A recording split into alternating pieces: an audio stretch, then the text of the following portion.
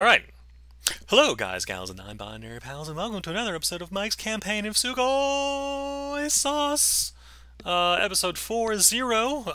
Again, as always, I am your host, aka the DM, the guy, Mike, with the shirts and the things and the side profile most of the time. As always, we have our gnome tinkerer, Babbage, aka Jim. Howdy. Good to see you again. Good old blessed Bellarmine, our human knowledge cleric. Our good old High Elf monk, Canadan Stormblessed. I have the second book now from the library, by the way. I don't have time to read it, but I have it. And then we have you, our Furblog Druid. We'll see if he can pull off the voice due to being slightly under the weather, but he managed to show up and play, which makes us all very happy and grateful. And I really thought I had a burp coming, and it never arrived. But I can still, like, feel it in there, because I'm drinking my carbonated water, but moving on. When we were last with our... on the back.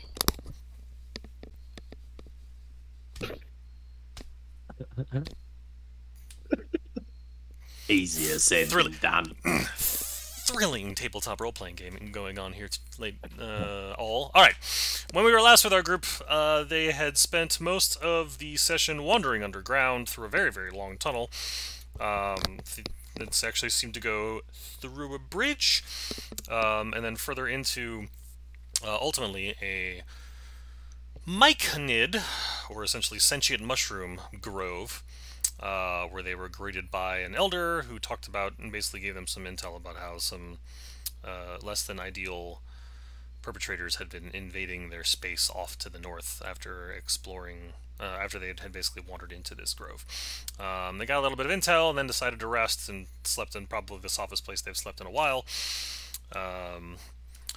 And with it felt good. Yes, I'm sure it did. So everybody's long rested, everybody's doing well. And with that, we rejoin our adventurers, all waking up roughly... You're not actually sure what time of day it is? There it is. Excuse me. Found it. But Long yeah. rest, though? Yeah, you're all long rested. Yeah, we're all long rested. You all took a nice, long, peaceful, risk-free nap. You do wake up to the sight of, like, a couple of what you can only assume are, like, young or adolescent myconid people, like, sort of watching you as you sleep. But as soon as you start... not close enough that you can actually, like, hear, quote-unquote, telepathically whatever conversation they're having, but, yeah, as you guys rouse, you notice there's a bit of curiosity, but once you, like, actually start moving and getting up and stretching and feeling refreshed and wondering how it is a pile of moss has just the right firmness for a bed. My spear never went off, right, with them watching us and everything? No. Yes, if you have... Actually, so yeah, because So Jeff's I rolling feel all at these, ease then.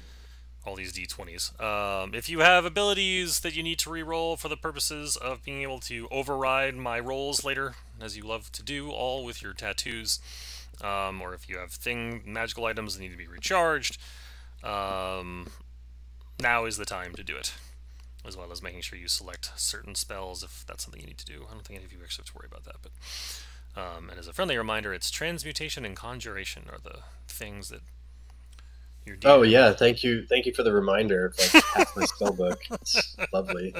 Oh, rectamundo. You're welcome-ish. Okay. Just to protest, when we finally get access to them again, I'm just not even going to use them. I'm just going to ignore it. I mean, more power to you, I suppose. Yes. So yeah, you awaken at some time of day after plenty of sleep. So would you say that this myconid is one of the circle of sowers? More than likely. So he's not part of the circle to the south over here? He's not part of the circle of growers. I mean, it's... You're So not you'd really say he's a sower, not a grower, is what you're saying? Yes, he's a sower, not a grower. That's Okay. correct. What spells can't As you opposed to use this one down here, which is a grower, not a sower. Got it. Say again the spells, there, Bellarmine? What spells can't you use? You have to open up the spell to see which one's the type Any of the spell school. that says the school is transmutation or conjuration, you can see that in the spell descriptions. It's help. I mean, I might just be helpful to like click the little red dot next to it. Whoa. You can or you can't use them. Cannot. You can't use transmutation or conjuration. Thank you.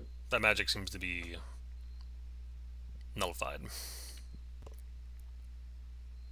You just got tired of dealing with the pixies. That's what this is.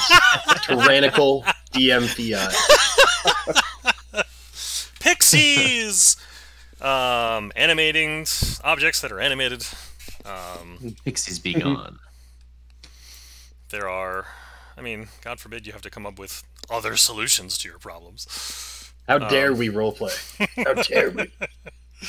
I just want to fly Mike and I over are, all the content. both just tired of druids flying into our campaigns.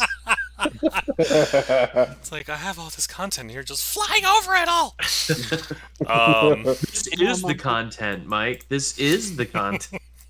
I mean, if you want me to cast a moonbeam and shapeshift into a wolf and just scratch every time, I can do that too, but... Transmutation and what? Conjuration. Creating things and manipulating things. As opposed to evoking things. You can evoke things. Flows of magic are whimsical today. Abjuring. Enchanting. Illusionating? Necromancing? That does sound whimsical. I'm necromancing. Romancing and necromancing. So close, and yet so different. Danger, Will Robinson. It's incredible how two little NE letters, NEC rather, three little letters, Drastically make such a changed the difference. meaning. Anywho, so yeah, you're all blissfully rested. If memory serves, I was focused on trying to... You were making potions or something with a... You were trying to figure out if you could use the Myconid's defense mechanisms as a way that you could bottle up and use again later. Yes. Yes, and my You successfully scientific... made like 4 of them, I think. My scientific method deduced that the spores can be reused, but only if I am clean about collecting them. As a result of you shaking nice clean spores off his fur effectively, but my poor vacuuming just being mixed with dust, Yes. not being effective. You were also, I think, no, that's what it was. I give you 4 vials of, like, I think it was minute-long telepathic spores. Yeah, but it wasn't what I was looking for. But I have them. Yes. I wish there Although was a... I didn't write them in my inventory, so I don't know if you actually gave them to me. I I'm usually wish pretty there was a quick about that. necromancer equivalent of Goodberry, and I think I know what I would call it. I'm going to call them necro wafers, but they're going to look like this. I love Necco wafers. I don't care what people say. Hot take, I think those are tasty candy. I agree. like I mean, is the gold one. wrapping, like, ghoul skin? Like, you gotta flavor this Yes. thing somehow. It's just like, ugh. It's bone meal. They're made from bone meal. Mmm. There you go. Or, like, leather jerky or Oh something. man, I think DM Fiat should create a necromancer school spell called Necro-wafer. Neckoberry, and just flip all the language to the Goodberry spell. No, just keep him out of the hands of Jin. He'll have a... Whoa, Oh, man. DK. that That's just backwards. pretty bonked somebody. Yeah, burning. We'll just burning tell for him that they're mm, Tums and not crit actual... All right, so you said I have 4 vials of Um, telespores. Yes, that's a good way to put it. Telespores.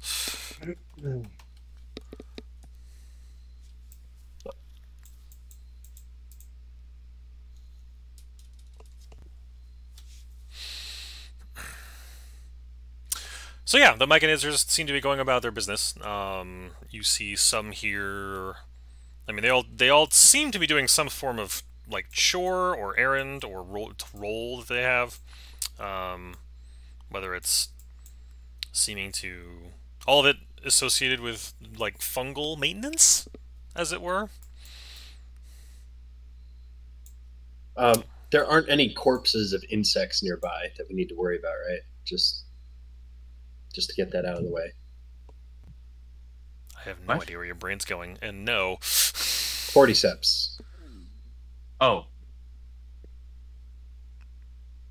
Nope. No, you're good.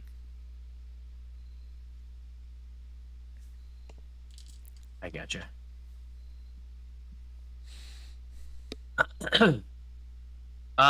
Okay. Well, I am gonna try and devise a better method of collecting clean sleepy spores.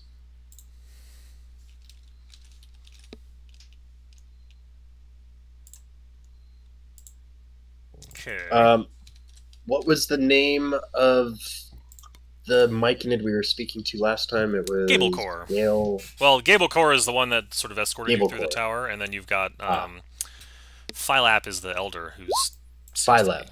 is a So one I that's seek out also- Phylap, and essentially I try to engage with him in a casual academic exchange of what he knows about fungal colonies and the networks of all the underground nodes and all that, and how vast the fungal nodal network is, while also sharing with him everything I know about the stars, so on. Okay.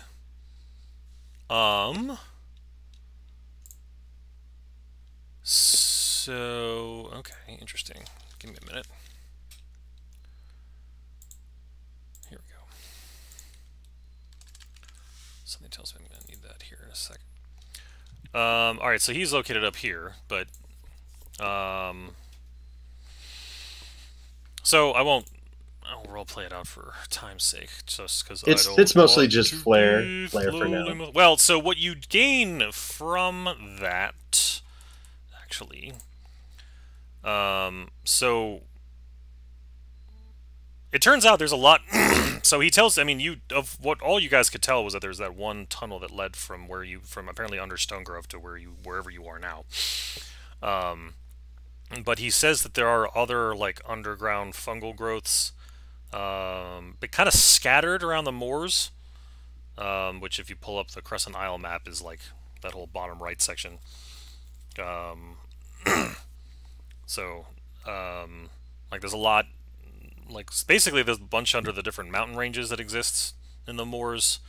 A couple that border the southeast side of the Boiling Bogs. So you actually do get some. He does explain that there is some, especially along the bogs. There's various different, like, smaller colonies, or colonies about the same size as his, that exist throughout. And he's enthralled, if having a little bit. He seems to be almost confused, if not just sort of a little overwhelmed by your lecture on the stars. He's far more interested to like inform you of everything that he can do with it, with the various different, we'll call them fungal colonies.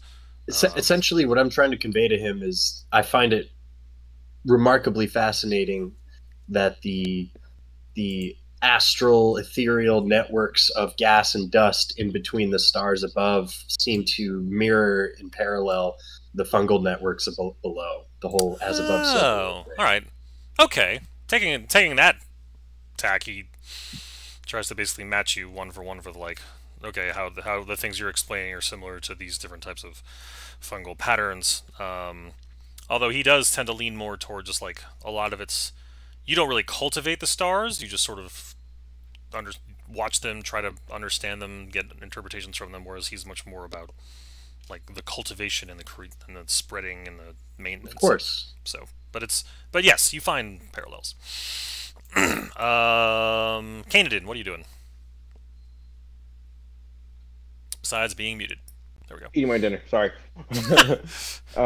Canadin woke up and is immediately getting a mouthful of delicious fungal breakfast. You actually have That like should small. sound good, but it like- sounds kind of funny. Actually, like you have like small, like you specifically, candidate like myconids, like small little myconid children, like have like 4 different kinds of mushrooms. They're trying to like pointing at your mouth since they don't actually have one. Fair enough. And they're allowing me to eat them, like. Yes, You they're know, trying to. is- They appear to be offering them to you for food. Is there And any so chance my of me cousins- accidentally eating one of their children? Oh my god. No. You can tell that like That's a good question. Good question. no, this appears to be like a. sentence I expected to hear. Guys, I just committed a faux pas. Oh my. Can't take them anywhere. No, in fact, it's actually like on an overturned mushroom top. They seem to be having a plate, and it's like almost like 4 different servings that they brought over to you, like seemingly to the encouragement of one of the larger, more adult-looking myconids, specifically from the circle of growers. Okay, Just to so sort of, and they seem to be anxiously Zach is- anticipating your reaction. what Zach is thinking is, oh boy, does he eat random mushrooms that he's never seen handed to him by a stranger? And Canadian's like, okay, breakfast. So yeah, he just grabs the first one off there and like takes a sniff and it smells okay. He's gonna take a bite. Pick a color: Oh boy, blue, orange, yellow, or green. green. The green tastes like celery. Raspberries. No, it's very much like you're crunching, and it's almost like you're crunching into water. It's like this is very like Oh. hydrating. It's like a mixture of like Ooh, celery and lettuce, refreshing. essentially. Yeah. Like yeah, but like with somehow more encouraged- water and content. Encouraged by this, I take a bite of the yellow and I kind of work my way over the plate. Take a bite of Roll a Constitution saving throw. each. Yeah, that's what I thought you were gonna say. DC 12. Click and drag. Roll out. Roll Okay. out. Ooh, 19. Here, +3. So the yellow one tastes like almost like tofu, but as you swallow it, it's like you took a bite into an extremely hot pepper, and your face just gets red, and you just start sweating like immediately. You're just like, to which, like the young ones seem like to like look at each other and confused, and like one of them, an older one, like points at the blue mushroom. And like, because he can see me in discomfort, correct? Yeah, like, if it's that hot, I'm just gonna. So the blue one reminds you of the consistency of like scrambled eggs, with salt and pepper added to it somehow. But like as you eat it, like it's not instantaneous, but over the course of like 30 seconds, like you can feel the heat The burning that down. it's burning into the back of your neck, like is like burning through your senses, like finally like dissipate, and over the course of about a minute. After about a minute, it's much more tolerable, and then like over another like 2 or 3 minutes, it like completely dissipates.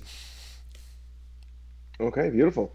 So, I would say that I probably would have been familiar with some sort of spicy food in Yeah. my past. So I take that. It was the yellow one that you said was Yes. hot, correct?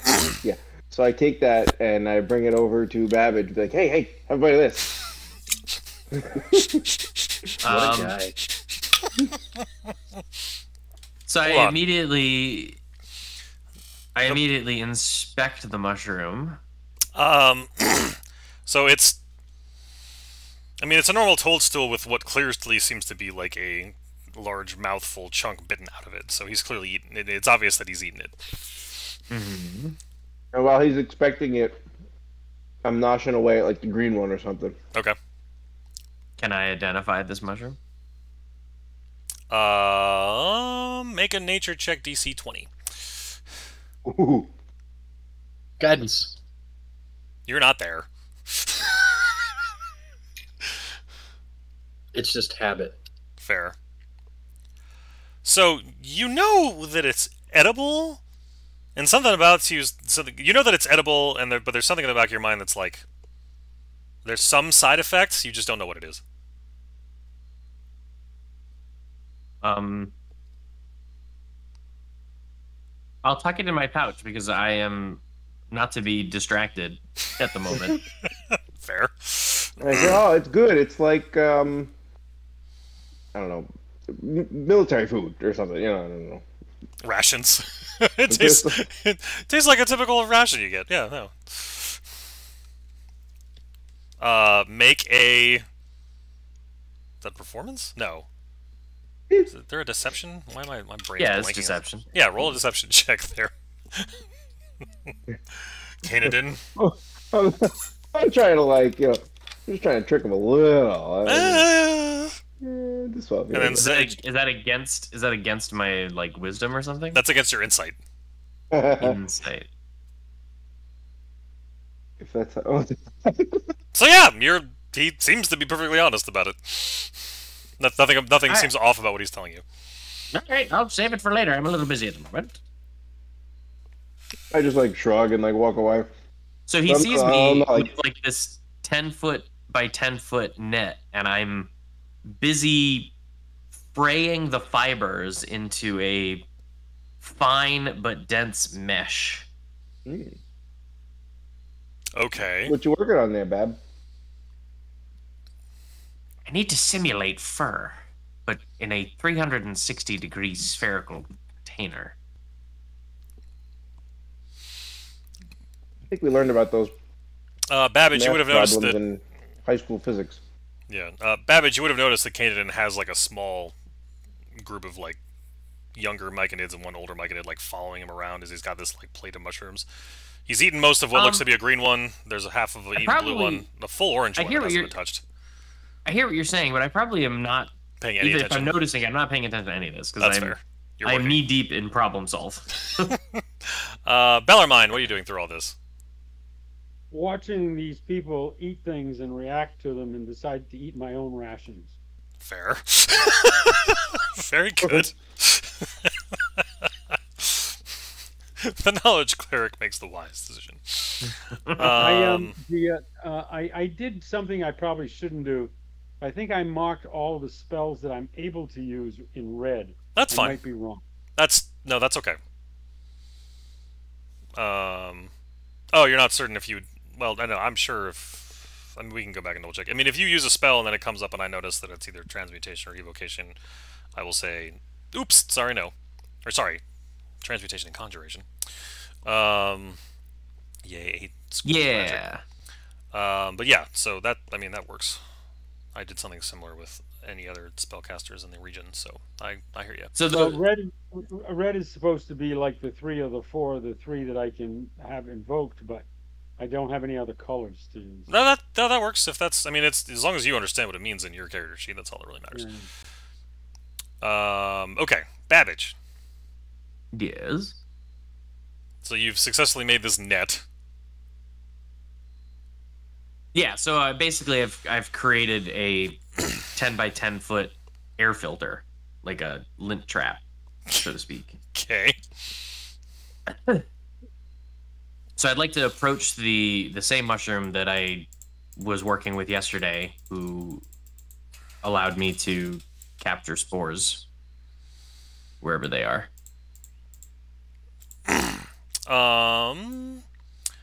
Gable Core would actually be over in the Circle of Explorers. So he's the one that you were working with yesterday, so make your way over there to there.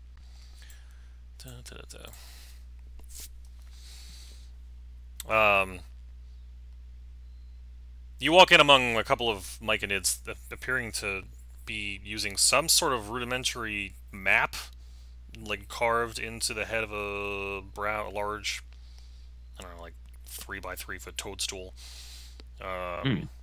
Which it doesn't immediately reference. It doesn't like there's no immediate reference point for you to figure out like what the map seems to be. It looks like a map, but you don't know of what or why. So yeah, and they seem to be. I think at Gable Core. Good morning, I assume. Yes, you top dwellers greet each other based on the location of the sky ball. Greetings. Yes. Darn that vitamin D. I was curious if I might employ your services again today. You again would like me to defend myself against you? Not yet, but I will. Would you allow me to envelop you in this stuff? Really selling it there, Fab. I assure you I mean you no harm, but I believe this should allow me to capture the expelled spores in the dense filtration system that I've developed here, which I would then be able to extract in a more careful manner after the fact, without causing myself to fall unconscious. So like two of the other myconids sort of come over in range, and you can sort of you hear a sort of conversation going on. Why is the top dweller wanting to stop you? This is highly irregular. This one is similar to... This is Gable Core's seems voice. This one is a student, like the ones that came long before to come down. I assure you I am understand unlike any other that have come before. You get like 3 blank stares. But anyway, you may envelop your own self into the net if you wish, so that you know that I mean no harm toward you. But for purposes of science, I would greatly appreciate the attempt. Roll a persuasion. Because you could tell, like, the 3 of them, like, why does he want to stop ourselves from being able to defend ourselves? Would this not negate the pacifying spores? This is highly irregular. However, you, not Jeff, are able to... I mean, so with that, it's like, I will be part of this science. Splendid! Now, hold still and don't do anything just yet. And I take this 10 by 10 sheet of essentially hypoallergenic fungal filter and wrap him so that he's covered on all sides. Okay. And then take a couple steps back, lift my shirt over my nose and mouth, and say, "Now, defend yourself." And then what you're used to seeing is like a cloud of pollen that your brain just wants to sneeze at.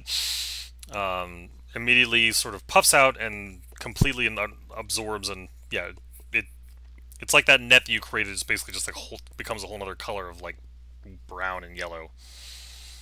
Splendid! Is the science over? For you, for now, it is. I now need to get this off of you without agitating it too much, so please stand still. I employ the use... I'll take a minute to craft a plague doctor's mask, essentially. Okay. And then gingerly and dexterously remove the netting from around his body so as not to lose any of the spores. Okay. You managed to do so successfully with the... Yeah, I mean, you... Lots of... well, here, actually, no. Roll a... What would this be? Sleight of hand? Just... yeah, roll a sleight of hand. With a DC of 10. Oh, good lord, you're fine. Yeah, no, I didn't... Yeah, I don't think I could miss that. Yeah, no, you were... No, you couldn't have. So yeah, you deftly, with your very, very nimble, skilled hands, managed to take it all off without with losing almost no spores off of the now saturated net that you've built. Excellent. My next goal will be to convert. Oh, My- make a actually make an investigation check. Actually, Righty. say, all right, I'll let that go. So as you finished making, yeah, I gotta back up a little bit. I will say the net's still on him, but we'll keep the roll. But as you are making the mask that you're for yourself, like as you complete it and you go to like take the net off, you notice that a lot of the color of the pollen that was on there seems to have faded. Like there was like browns and yellows, and now it just seems to be a dull brown after about a minute.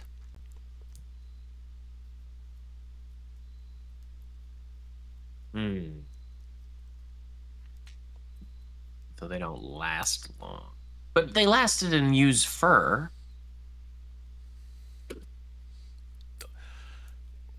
And as you think back, you realize all of that happened inside of a minute.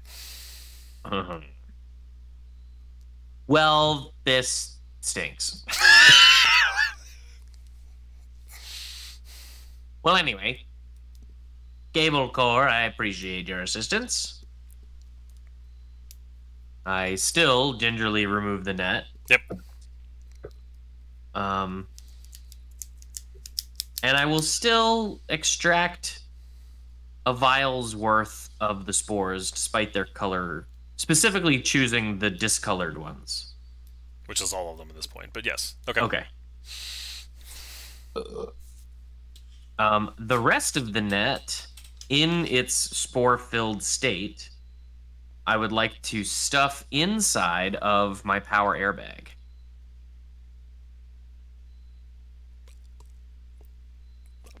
Okay. That So that, happens. okay. I'd like to now return to Canaan. Okay.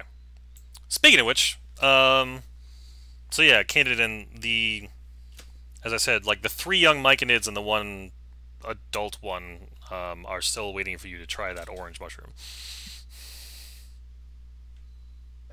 Okay, yeah. So I was just kind of like wandering around, like nibbling, looking around, and like I kind of looking at them, like, what do they want? And I imagine like one of them like, They're pointing at the orange one, yeah.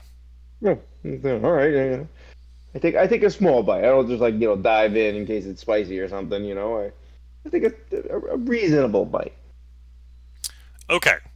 I need you to make a So con. Yep. As he goes to bite down on the mushroom, Yep. I'm gonna toss the vial of brown spores in his face. Okay. And scream. Canaan, how do you respond? Okay, so you're not dodging it. All right, I was gonna say if you want to dodge it. I'm not gonna die. Okay. So, Fucking all right, this will be interesting. Canaan, roll a Constitution save. For They the- are still effective. Well, he For just the- bit into the orange. You don't know. You bit into the orange mushroom, and also a bunch of powder just got shoved in your face. So we're gonna see. You're rolling a Constitution save. We're gonna see what happens. DC 16. Double variable experiment. Yes. Very scientific. So, as you bite into the orange. I guess in my head he went ah, and that was when I was trying to get the spores in. But I recognized that he could be biting down at the same time. So you're coughing and you have the bite. Chew. Yeah. So the orange, as you bite down onto the orange mushroom, it's like you're biting into, oh, what are those things called? Was it Oranges? wait, no? Was it like nerds? Like that? Like cause like an instantaneous Pop like. rock. Yeah, it's like a pop rock. Woo. And sort of like you're like as you're like coughing and sneezing, the pop rock sensation hits you, and you open your eyes, and it's like the world. It's like your vision put on a orange-blue tint, and all of the mushrooms and all of the myconids seem to be glowing when they weren't before. Somehow, Babbage is like dulled in color. Like all of the fungus you see is brighter and interesting colors, whereas like Babbage, and then as you look, and like Bellarmine, somehow they are in grayscale, and it's very stark. But like everything else down here is like this bright orange blue, like wavy color. And I yell out, psilocybin. But you hear psilocybin, psilocybin. Like it's in echo. And as he talks, like his mouth actually creates colors, like his lips, and like you actually do see like there's color when he makes noise, but as soon as he stops talking, he's back to grayscale. Okay, so like, having a little bit of wits about me, I'm going to take the rest of that orange and just tuck it in my pocket. And then yeah, Babbage, he doesn't pass out, by the way. And then I go up to Babbage and like start touching his face, like trying to figure out why he's not in color. As you okay, Babbage, what are you doing to his? If he's putting his hand on you, what are you doing? Are you trying to swat it away? Are you letting this happen? I'm observing as a science man. Okay, like as you're impressing on his face, like Deacon Sylvia.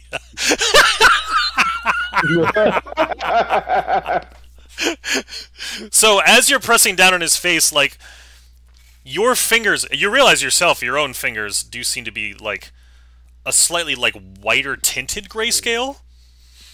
But as you're like pressing down and like pushing impressions on Babbage's skin, like that actually seems to have like different colors. But like each time you touch, every finger is a different color. So it's like your index and your middle finger, like where your index finger is like green. As you impress on his skin, like the skin, like his skin changes color as you impress. But as you lift up, the color goes back to grayscale. And you press it again, and it's blue that time. And you press it again, and it's orange the next time. And then it's like blue again, and then red. Sounds awesome. So then Babbage, you notice that the smaller myconids that are watching this seem to be the most animated you've seen myconids of just like not like a sloth that's excited. A sloth that's excited. Like the sloth in Zootopia. Exactly. Except they don't have mouths, but you get the sense from their eye stalks that they seem very excited. So I'll go around just touching other things, see what happens. Okay. Are you doing anything else while this is going on? I mean, it depends on how loud they're being, because I'd probably be very engrossed in this conversation. I mean, you heard the word psilocybin coming across the entire space, but otherwise. How would a Beware the Amanitas! Beware the Amanitas! I think the Fearbog Druid wouldn't mind that at all. It would just, right at home. Yeah, no, you are very comfortable here. Okay, so yeah, you continue to have your philosophical and intellectual conversation with the Myconid Elder, who, as this conversation's been going... Oh, sorry, go ahead. I did want to, after we compare notes about fungal networks and interstellar gas and dust lanes and all that, I would want to ask him what he knows about the arcane, and specifically why a few schools, but not all schools, are completely dampened. As you've been having this philosophical discussion, there's a couple more myconids that have actually sort of joined in. I mean, it seems like they just seem to be...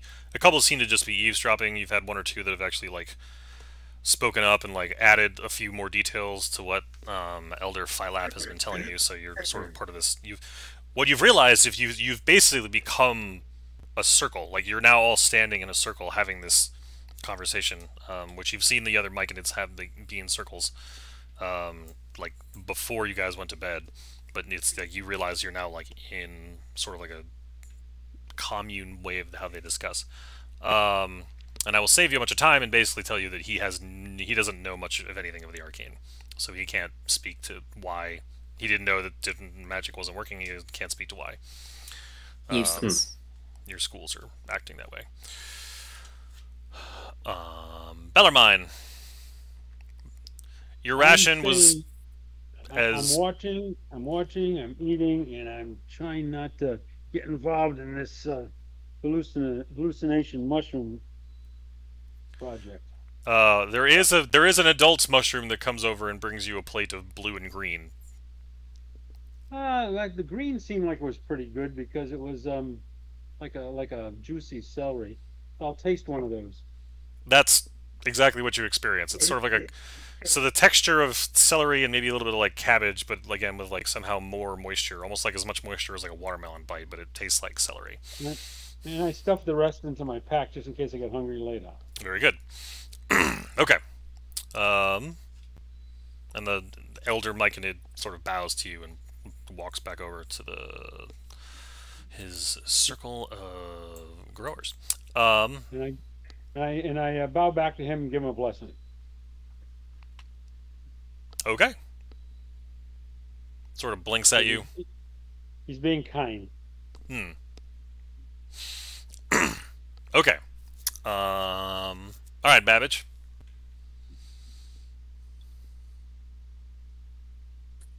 Well, I've pretty much abandoned all hope of getting portable sleepy spores. Thanks a lot, Canada. I think it's his fault. I am going to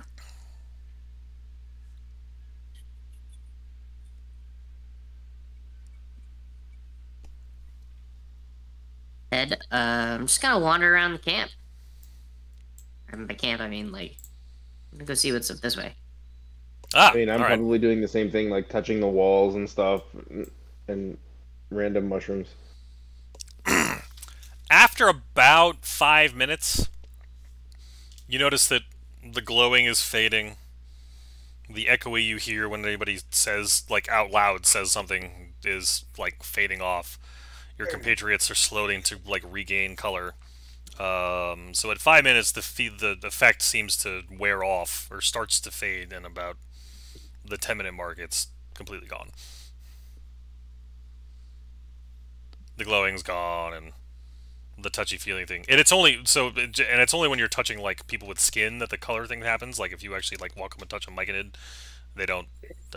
One, they seem annoyed, but I scratch my head and I say to Babbage, "Why don't you grab some of those mushrooms? It causes people hallucinations, and see if we can make some sort of a weapon out of it." We'll say the Bellarmine said that to you as you were walking away there, Babbage. Okay. You just don't get it. I was trying to do a thing, and now that thing can't be done. So I'm gonna go think for a bit. So do a different thing. It's not the thing I wanted. Do your thing. That's what you want to do. I can do lots of things, and when I can't do the thing I want to do, other things just aren't the same thing. It's not the same thing. And then Babbage pouts off. So I scoop up some of those hallucinogenic mushrooms into a little pouch and throw it in my pack. You'll have to walk over to the. I mean, no one has handed any of them to you, but you do notice that there does seem to be a small collection of them over in the circle of growers. So you just walk up and grab a few? Walk up and ask them if I can have a few. Ah, okay. So one of the older ones bows to you. The same one that actually had offered. It turns out it's the same one that offered you the blue ones before. To which he says, he bows, and then he picks two of them and hands them to you. And I they're take about- them and stuff They're about them in yay my big. pack. Okay, you got two orange. We'll say fun mushrooms. Okay. So, all right, Canaan's Well, still that might be fun, or it might be defensive. You know. potentially. Okay. All right, so Yu is enthralled in his conversation. Canaan's coming off as high. Bellarmine is having conversations, and then Babbage. So Babbage, you wander into what appears to be another long, like another tunnel that seems to. This one just seems to go north and then turn to the right. I mean, you can see that at about like 50 feet, it starts to turn in the bend. You can't see around, so are you gonna just continue to go down that tunnel? Hmm. Hmm.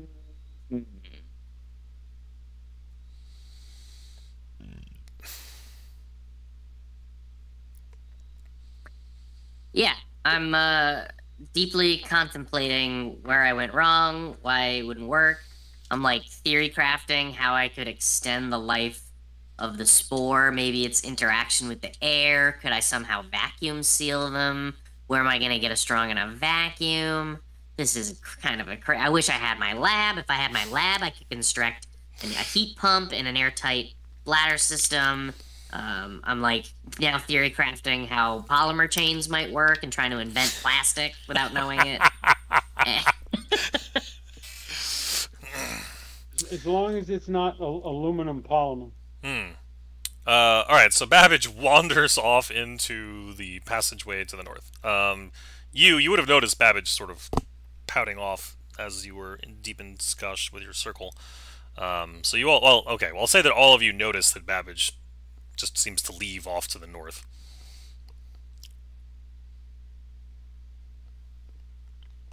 Babbage? He seems too enthralled in thought and just keeps walking.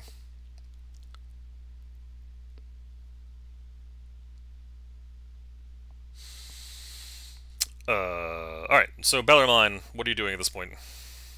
I'm looking for the most knowledgeable mushroom fellow in the place. That would likely be the elder that you had been introduced to earlier, that you is currently having a conversation with, off to the northwest here. So I head to the northwest to speak with him eventually. I don't want to interrupt Sorry. you. So here, I'll draw this picture. So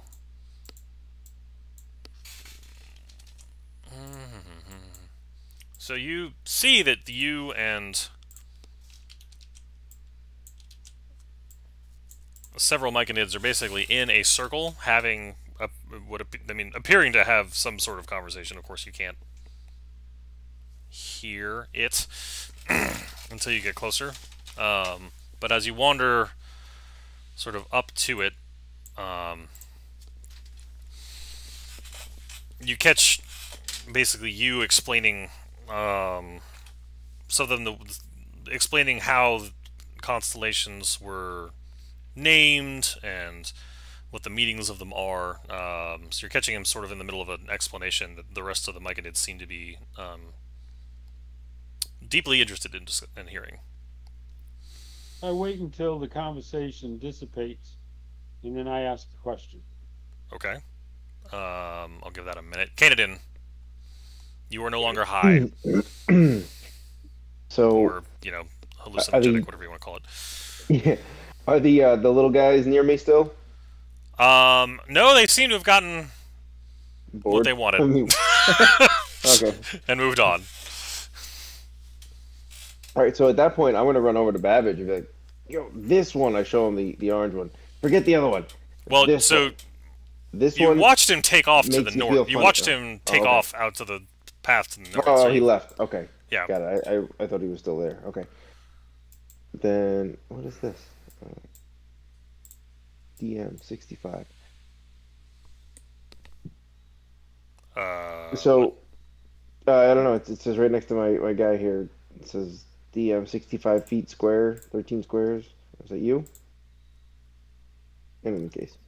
How are you seeing random things? Anyway. Yeah. It just kind of popped up. Okay. Then at this point, I'm going to try to get my bearings and try to find one of my buddies. I don't see them nearby.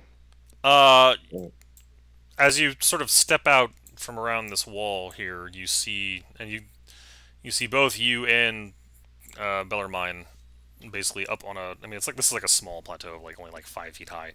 It's easy to traverse up. You see them all basically enthralled in a mental conversation. And as you Alright, walk up to so Bellarmine, you hear you continuing to talk about the wisdom that he gains from celestial bodies, which has several of the Myconids enthralled. Okay, cool. Yeah, so I'll just kind of come over here and just listen in on the conversation, try to catch up with what's going on, and then when I get a chance, I'll have a chat with Babbage. But he went up north, right? He was Yeah, up he here, took right? off. He's Okay, technically no longer on the map. got it. All right, Bellarmine, you finally finishes his point, and there's a break in the conversation. Is there a path we can take that'll bring us to the surface in a safe place?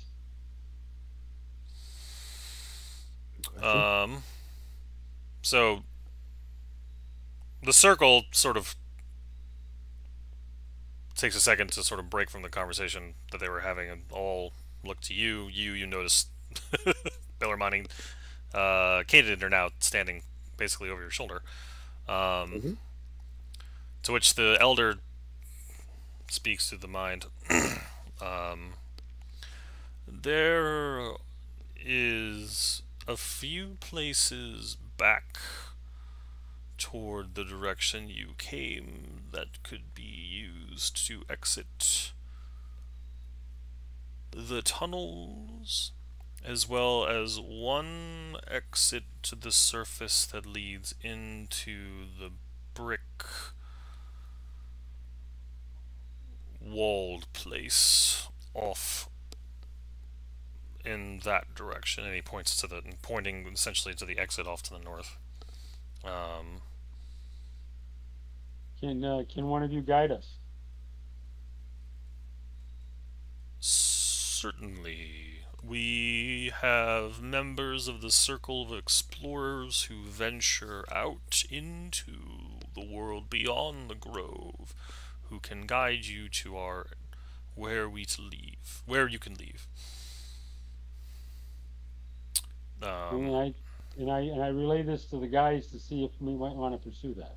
Well, so you and Canadian are in the same spore cloud with you all, so you can all hear the same conversation happening. So all of you are hearing this, whereas Babbage is off the map to the north. Yeah, I mean, if we want to continue our adventure here, that's the way we got to go. Will you be departing shortly? Well, if we can find our friend Babbage, maybe we will.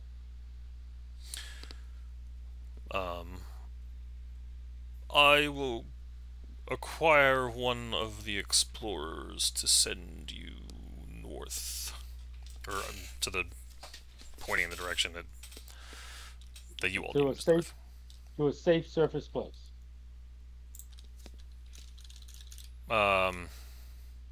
He doesn't seem to acknowledge that and sort of starts walking away. Actually, give me a second.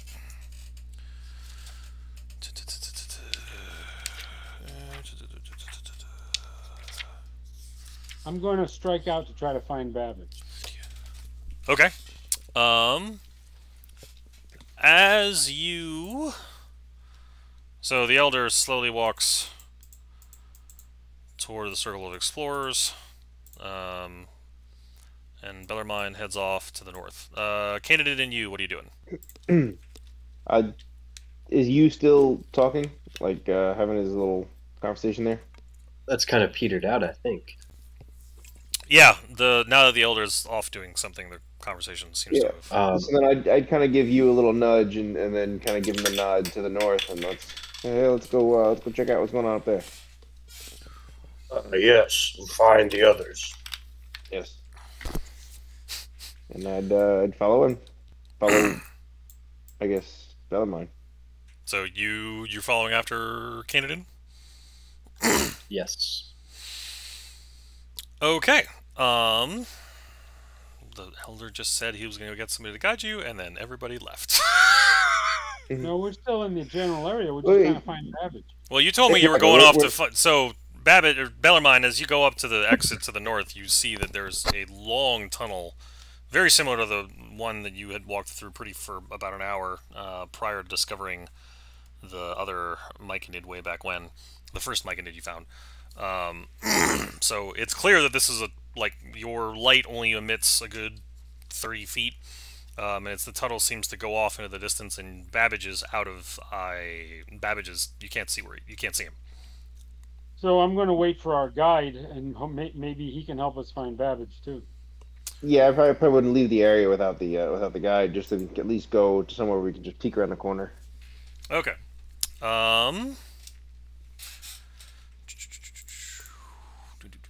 What is the 65 and the 20 about?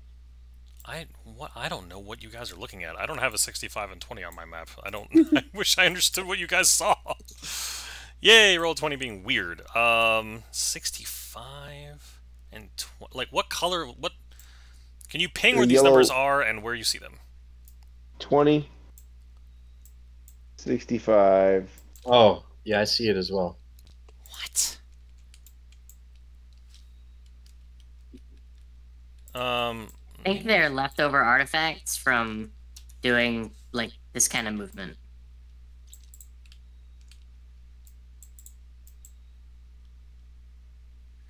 Because I see the 20 and the 65 too.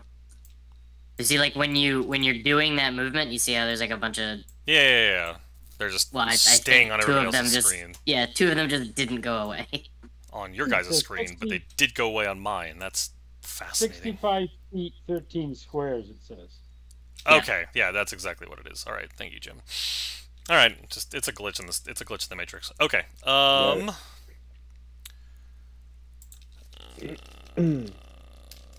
So we're waiting for a guide, and we're hoping to find Babbage. Yes. Give me a minute. How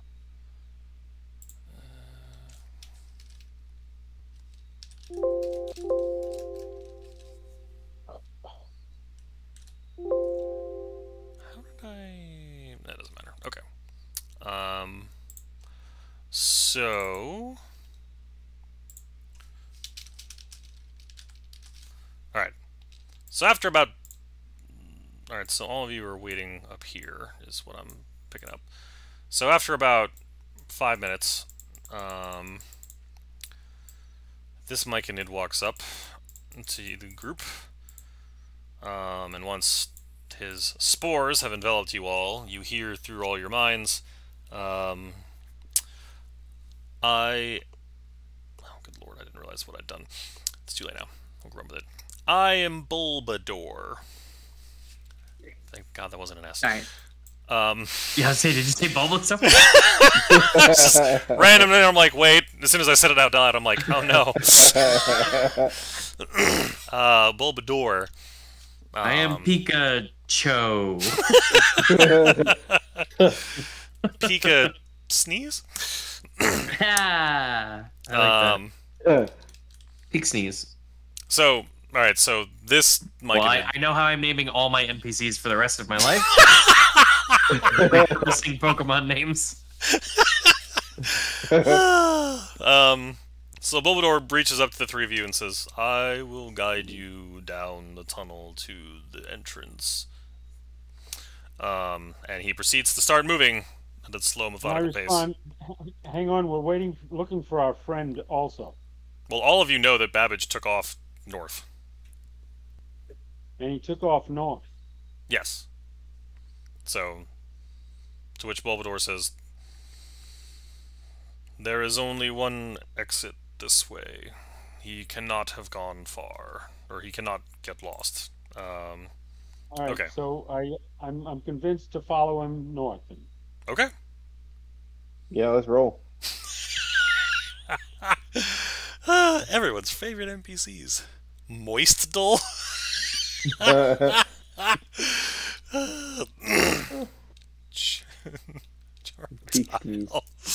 was the big toe. You know what the big toe said to the little toe? The big toe said to the little toe? Yeah. The game is afoot. There's a fungus among us. Oh. Ew. Oh, yeah. Wash your feet. You should do something about that. Okay. Babbage, you've been walking for. Actually, do you? You tell me this. Does your character acknowledge the passage of time at this point? Are you just, or can you give me a time frame for how long you think you'd be lost in your thoughts?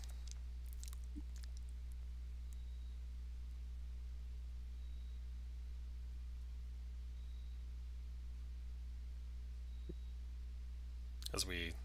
So basically, I think once I get to the point of actually determining that there's no workaround, I would like stop and look around and be like, wait a minute, how far have I walked? So wherever that puts me. How long do you think it would take your character to figure that out? To come to that? Oh, goodness. I mean, we were rolling like a D4 Short. for. Yeah, short of like actually inventing real plastic. I don't know. Alright, roll. Okay. You tell me. Roll, This is roll, your job. roll a D6 and we're going to multiply that by 10 minutes. Actually, no, roll a D4. And we'll say it's 20 plus 1D4 times 10. 20 plus 1d4 times 10. Yes. Minutes. So 40 minutes. Okay. Babbage is moving at a pace. Okay. Okay. And the ironic thing is you're moving faster than the group that's following you. So, we'll fast forward this a bit. So, well, okay, I'll say this much. After about 15 minutes, the rest of the gang, you're continuing to move down this tunnel that, again, feels very similar to this, like, earthen, sort of cylindrical tunnel that you're walking toward. I mean, you're moving slower than you normally would because the Myconid is not the fastest. After about... Do you guys do anything after about 15 minutes of this? We keep following him because it's going to be the safe route. Okay. You? Same. Canadian? Yeah, I'm thinking about that mushroom, and I'm kind of like rolling it around on my fingers, like considering if I should maybe take another nibble. Man gets addicted to weird foods very easily. Don't do it. Doesn't matter the Don't do it. campaign. That's the exact thing, you know? It's like a whole character arc just for Kanan. That was fantastic. Don't do it. Don't do it. Wait a minute. Oop. Okay. What are you doing? Roll 20. Catch up. Mustard. Hold on. Let me double check this. Yeah. Why? Okay. Well, all right. I don't know why my tokens are not. What? Copy and paste. Yeah. I mean, I have. Okay. Roll 20 is being weird, but let's see.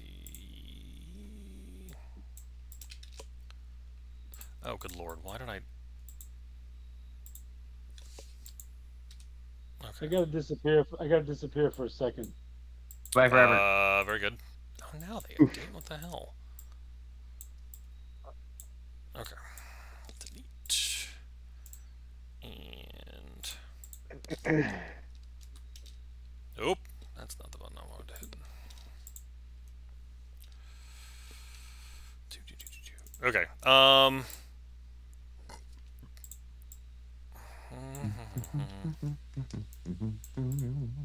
Okay.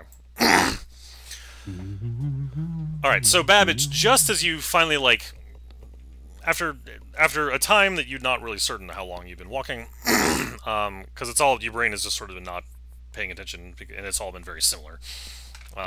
You notice, sort of, as you come out of your, not reverie, but your thoughts, you notice the air is a lot less damp, like the mushroom or the fungus. There's still fungus on the walls, but there's significantly less than you had been where you started. You realize as you look around that you're sort of you're still in a long tunnel, but you think you see at the very end of your vision off to the north that the tunnel actually opens up a little bit.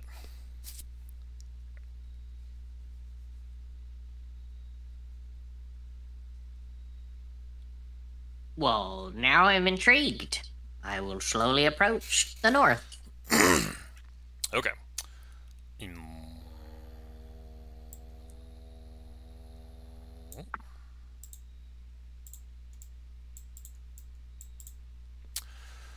Um, the ground seems to open up to... You actually, as you get closer to the opening, you notice that the ground sort of dips down a little bit into seems to be actually standing water. And then the earth itself seems to spread around you. And the ceiling overhead actually carves up. So you've got... And you're sort of in a room that looks like it's got a bunch of stalactites and stalagmites coming up and down. No, I don't remember which one's which. But you have an equivalent, like... G for ground, C for ceiling. Okay, stalactites are plenty basically sitting from the ceiling all throughout. How far can you see? Oh, you can see the whole room. Okay. You do notice what appears to be a hole in the ceiling, way off in the distance. Yep, over there. And then three very... Well, yeah, I mean, that's kind of around the corner. But yeah, there are three very much larger, like 10-foot tall mushrooms than you've seen back in the Grove. You thought there was like one that looked like that back in the Grove, but there seem to be three of them here. Look very out of place. Like, there's not a lot of fungus here. I mean, the space is... I guess the humidity would be about the same because you've got this standing water. But yeah, so you're in a much larger open room. Do these mushrooms look like the green mushrooms that I saw outside of Stone Grove? No. I missed Well, a little bit. It's alright, your character wasn't around for what was happening, so it's fine. Is this actually someone I see? Yeah, there's a mycetid. Well, so it looks just like a mushroom that's standing there, but it looks identical to the one you found initially that wasn't actually a mushroom. It turned out to be a person, so you deduce. And do I see this over here? I mean, not at your angle, no. That would be actually under the standing water, so you wouldn't actually see that yet. Okay. Well, first I will bend and inspect the water. Is it potable? Does it have an off smell?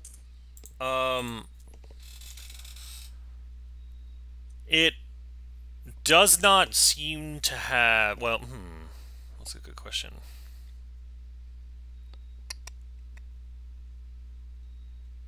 Oh, no, it smells like salt. Ooh, yucky brackish, no thank you. Alright. Well, now, wait a minute. Where on earth would there be salt water in the sky?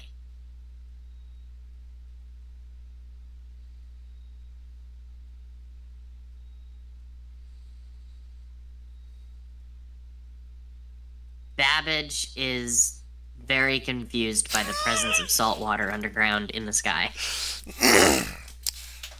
Fair. But what's the depth of the water? Like it's the inches. Like half a foot.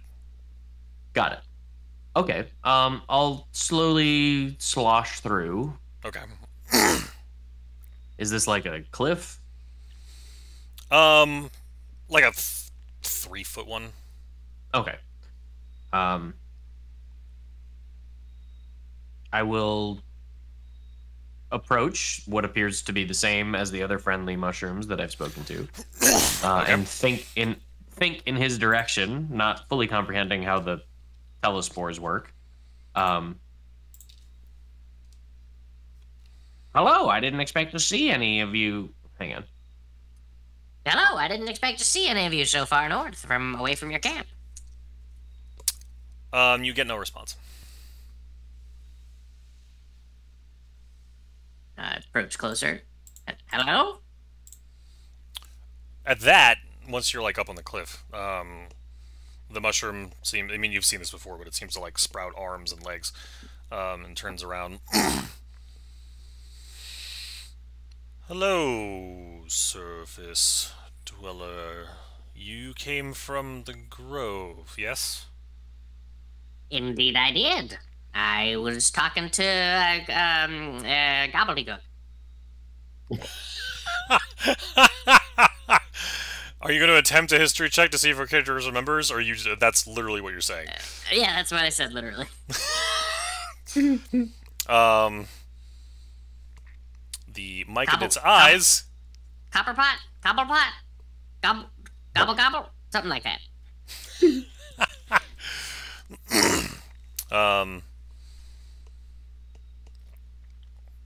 I thought it just kind of eyes you, but says, "If you came from the grove, you are welcome here. Just know that other, less friendly surface dwellers have come down from there." And he points at the hole in the ceiling. Oh, I see.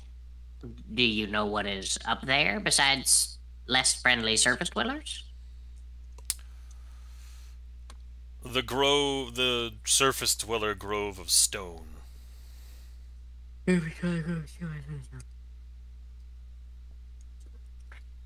Oh, do you mean? And Jim takes a second to look at the map. Not the world map, the island map. Ah, do you mean Strongmont? We have heard this name as a reference to this place, yes. Splendid. That's just where we were trying to head. Well, how the heck do we get up there? Let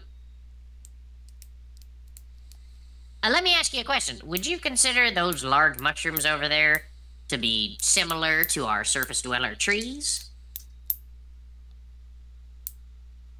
No. Okay, kind of an open-ended question. I understand why you might say that. Let me rephrase. Would you say that the stalks of those mushrooms over there might offer the same rigidity and structural integrity as our surface dweller trees? Yes. And would you allow me and my companions to harvest those mushrooms to that end? It kind of like shakes like a... well, yeah, okay. You get what is a weird sensation of like the mental equivalent of a laugh? And he's like, "You are more than welcome to try." I don't know if you know who you're talking to, but I am quite the crafty little gnome. At this, it just kind of crosses its arms and looks at I you. am. I'm very. I can turn those mushrooms into a 40-foot ladder, lickety splickety. And now I'm getting annoyed. Okay. Kind of wish I had paladin because it would go quicker, but like now I'm gonna prove it to him. Like, All right. So what are you doing? do you not believe me? Do you not believe me? I'm getting the sense you don't believe me. Do you are have met- any idea what I was just doing for the last 40 minutes up here? I was solving world problems, all right? I know the answers to questions you haven't even conceived of. Surface dwellers are so odd. I'll show you on. I clamber and saunter down. I make my way and clamber up and scrape and scrub up into this little cliff here. Okay. So describe in more detail what I'm seeing. Is it like a 10-foot tall tree trunk type stalk with a big overhang, or is it really wide, thick? What? No, the stalk itself is about probably like 4 feet thick, and it's a little bit denser at the bottom. 4 feet. Yeah, no, like this thing's like a pretty dense mushroom stalk. It's like those African trees. Yes. Those big squatty fat ones. Man, I can make so Baobab. many planks out of those. Yeah. Okay. Bad.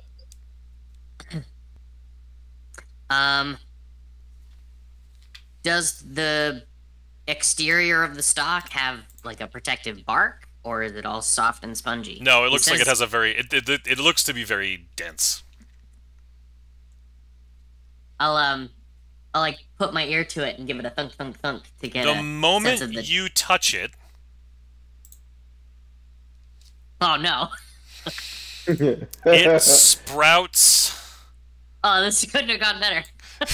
It sprouts arms and legs, Oh, good lord! and like what you assume appears like actually no, there's no eyes, but like the thing starts to animate and appears to yeah. What do you do? It's starting to move. So what do you do?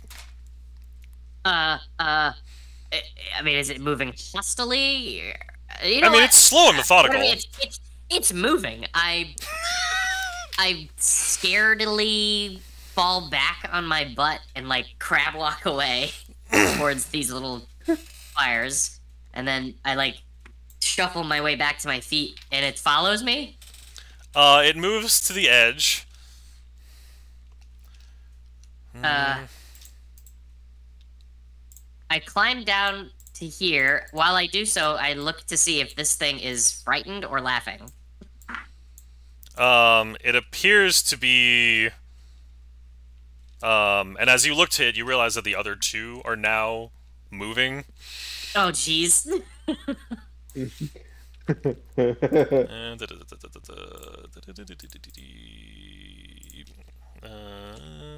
Oops. Dink. It appears, as far as you can tell, the mushroom in the middle appears to be laughing. Yes. Okay. Well, that's good. That means he's not afraid for his life. So I will make my way next to him. The big one that you touched is slowly lumbering over in your direction. And I ask, are we gonna die? What's happening here? What kind of a oopsies was this? Why didn't you tell me they were alive and sentient? That would have been good information when I asked him if I was gonna chop them down. So the Myconid states, these are our surface dwellers call them Zerkwood mushrooms, and they help defend the grove. As long as you do not provide any hostilities toward any of us or my kind, as it lumbers up onto Okay, space. what's the Myconid equivalent of like a gentleman's handshake? Can we do that right now?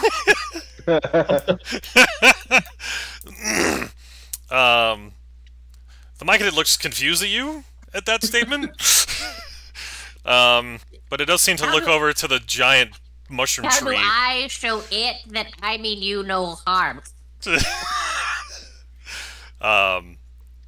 It stops where it is, and the other Myconid sort of just looks over to it, and then it proceeds to move backward, back over to its corner, and it seems to just turn back. All three of them on that seem to just turn back into giant mushrooms with no like discernible lines or things that would otherwise. I mean, you know now, but otherwise you would have no idea that they have arms and legs. Wild. Well, how do you communicate with them? Now I'm intrigued. For science, how do you communicate with them? Oop, what just happened? There we go. And on this note, oh, I forgot. I need one more. Nope.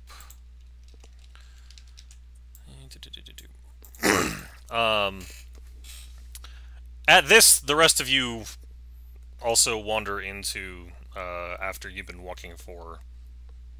You guys have been walking for about an hour, slowly. But we have a guide. Yes, the Myconid guide, Bulbador, basically walks you into this open cave that you see before you. Again, what you see, you're standing in, like, just as you exit the cave at the bottom, you step basically down into, like, 3-inch water that seems to be very just still and stagnant, and you get a small scent of, like, salt in the air, and you see before you Babbage seeming to have a very animated but, mental conversation with another myconid up on the entranceway, and you see 3 giant mushrooms in the corners of the room, as well as a ceiling. Oh, the ceiling with a hole in the ceiling with a hole in it. I mean, the hole with a ceiling in it. The green grass grows all around. Yes. So yeah, the rest of you now are walking into the space. And we're still communicating with our guide. He hasn't really said much, but yeah. And I asked, where's the safest place for us to come to the surface from here? To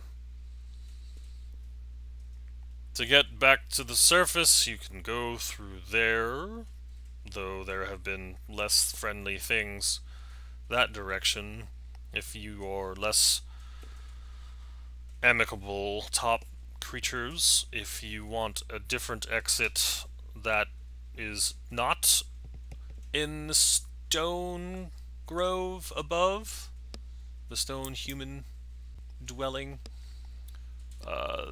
that would take us back to the other side of. We have to go back to the grove and go out the other direction. So where I got to get my hands on the Stone Grove map. I got to figure out where it is.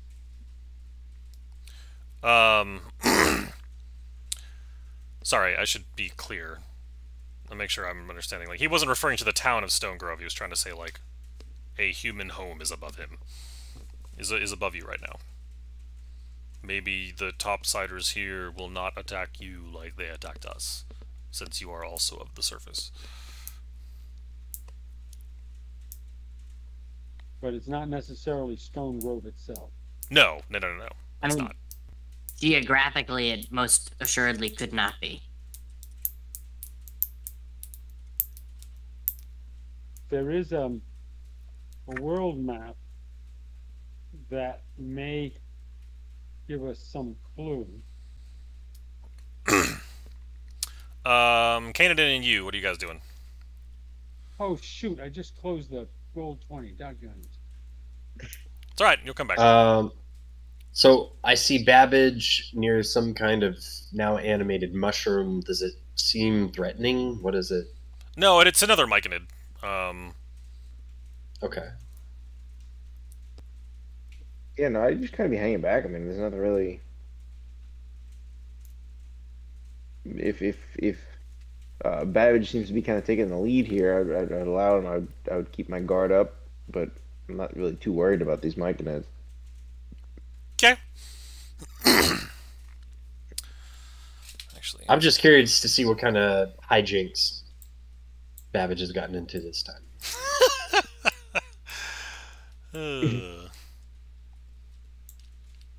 That's there. That's. Okay. All right, Babbage. You hear the sloshing of water behind you, and you realize there's someone else in the cave. I turn expecting to see a ziggurat? What are they called? Zerkwood. Zerkwood. But no, your companions are at the entrance with another myconid. Oh, France. Are you saying this out loud or mentally?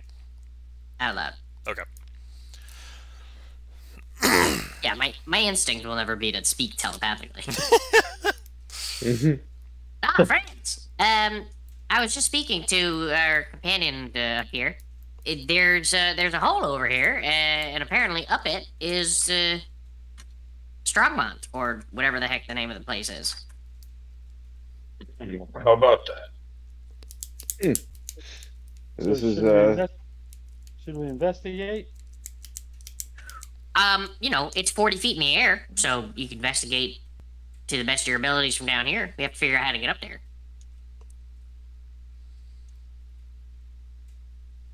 Wow. There has to be some way. this is where we're Well, headed, isn't it? I was gonna construct a ladder from the sturdy Zerkwood trees over there. Yeah, they don't think they'd be too happy about that. Bellarmine, as you're walking around, you... Ooh, sorry. But on the contrary, my myconid friend here said I'm that not. he would have no qualms about us harvesting their trees. Well then, Except can I the help? The trees might not like it. Bellarmine, as you're walking through like the 3 inches of water, you see a human body submerged. Well, just I guess actually like sitting. Well, the water's a little bit deeper here. We'll say about. So I check it out. It appears to be a waterlogged bandit that you have seen like similar dressed before. Any weapons or interesting things in the pockets or elsewhere? Any mithril? You find a pouch with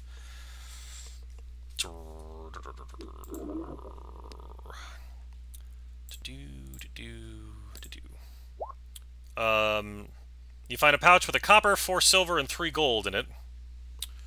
And I hand it to Babbage. Well, so while you're down, well, okay, so the rest of you see Thank Bellarmine you. like looking down into searching a body underwater or searching something in the water. So a dead bandit. Interesting. And you, Bellarmine, notice another one over here. So I'm going to head over to and check that one. What's he got in his pockets? What's he got in his pockets?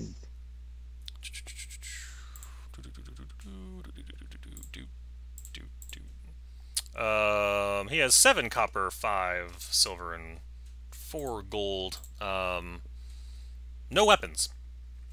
And I hand that to Babbage because he's always looking for metal.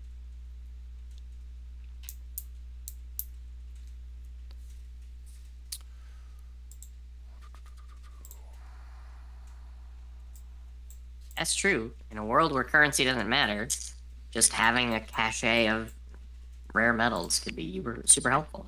Hmm. And so I'm investigating as far and wide as I can in this area.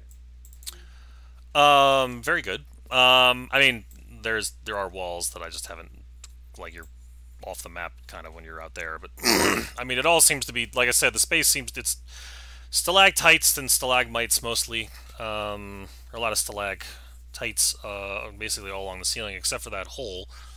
So I asked the mushroom, how do we get up high enough to through those holes to get up to the surface? What are there, 3 holes? One here, one here? No, those seem to actually go down. Those appears to be holes that go, like, further underground.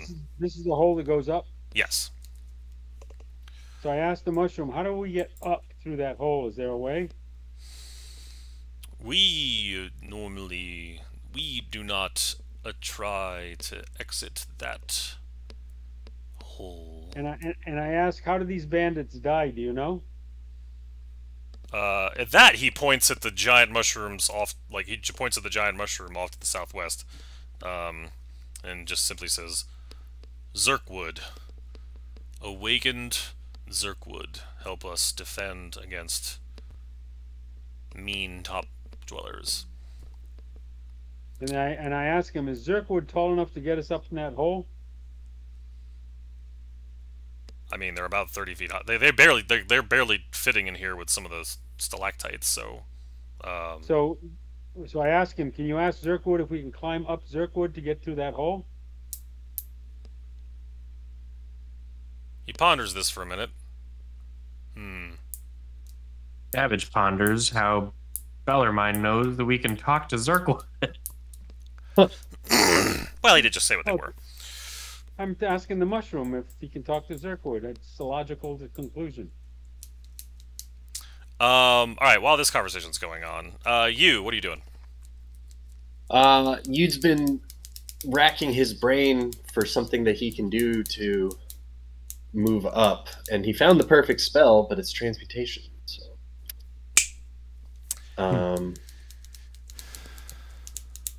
Yeah, can't we just take all this water and create a little ice elevator out of it? If only.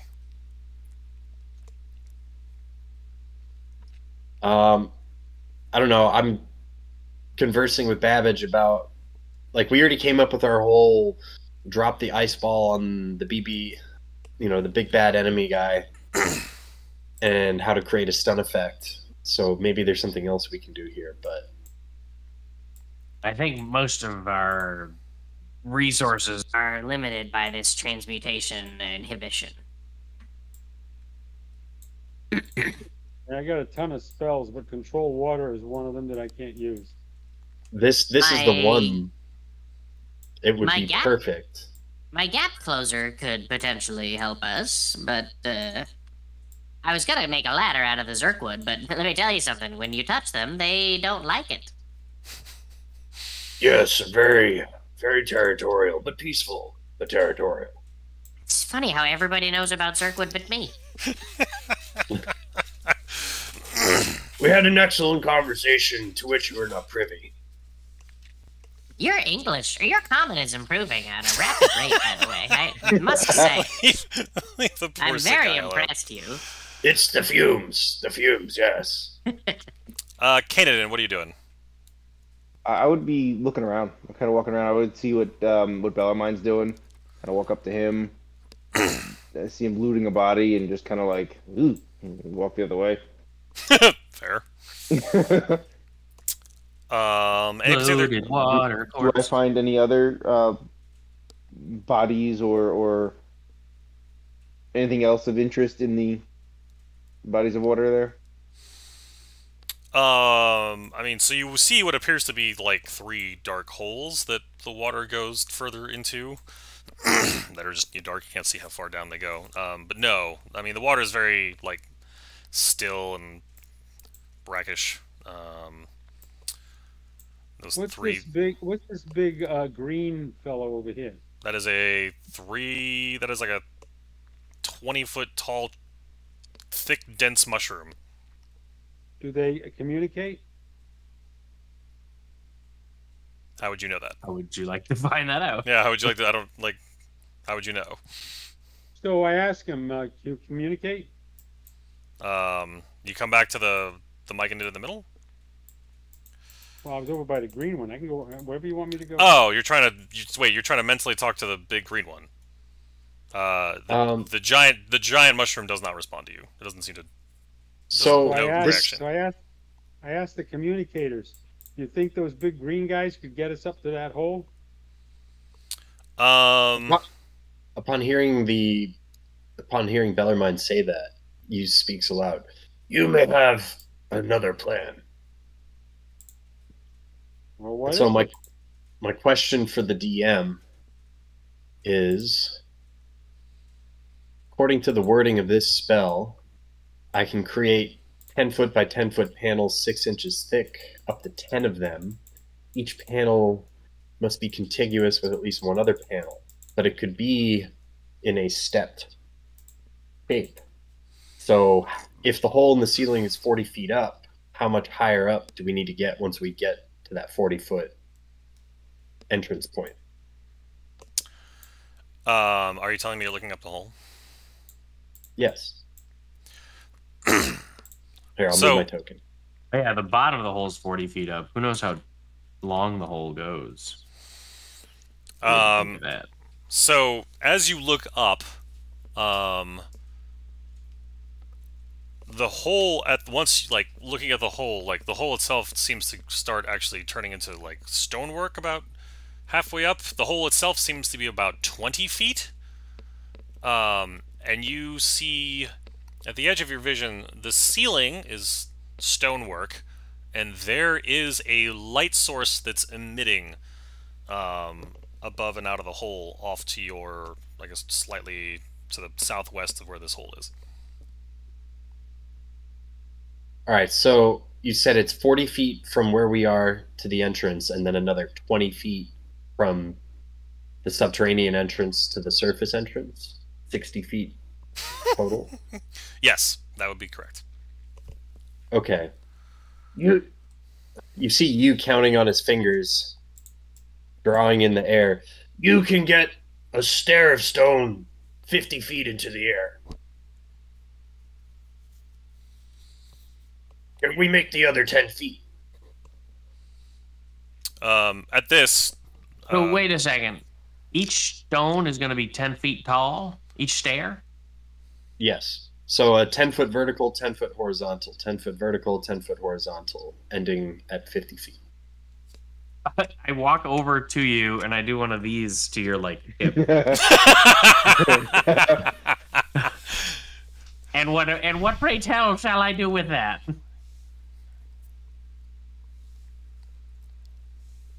You makes the stairs, and then Babbage figures out the last 10 feet. Pretty good compromise, you thinks.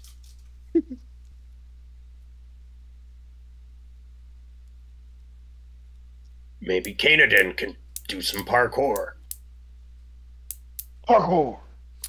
Bellarmine, to answer your question, finally, the Myconids say something to the effect of they can reach you to the bottom of the hole, but they can't push you all the way through. They meaning the green guys. That would help. Yes. So, don't we have some hooks and rope that maybe we can throw up and catch on something and pull ourselves up once we get up there?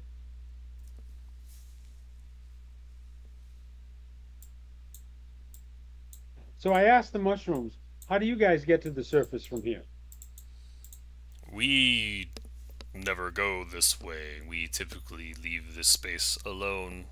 Only due to the incursions have we added defenses.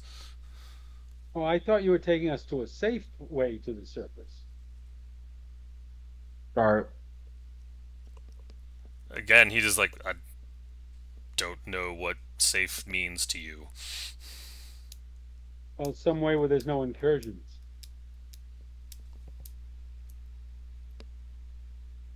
At that he shrugs. Are you communing with nature? No. Okay. So is there another alternative to the surface, I asked him, Back on the other side of the grove. where we came from? Yes.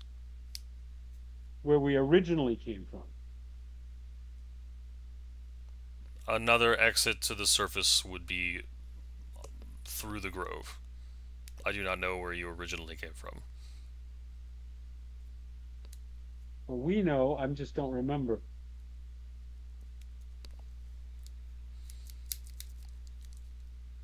Well, should we follow you to that exit or that entrance to the surface? I am willing to bring you to any other top entrance that you would like. Can I pass this information on to the guys and see what they want to do? Well, if that's the case, then you can get us up higher than that once we're up there. I, for one, am all for going in, coming out the sneaky entrance that they have in. They'll never expect it. Don't know what that means. The rest of the group wants to go up the hole. All right, well, I'll sit tight and see if they can figure a way out, because I don't know a way out.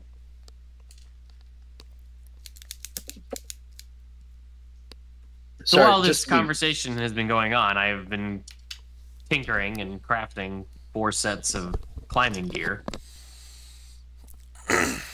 Mike can tell me how much of my scrap it takes to create these things.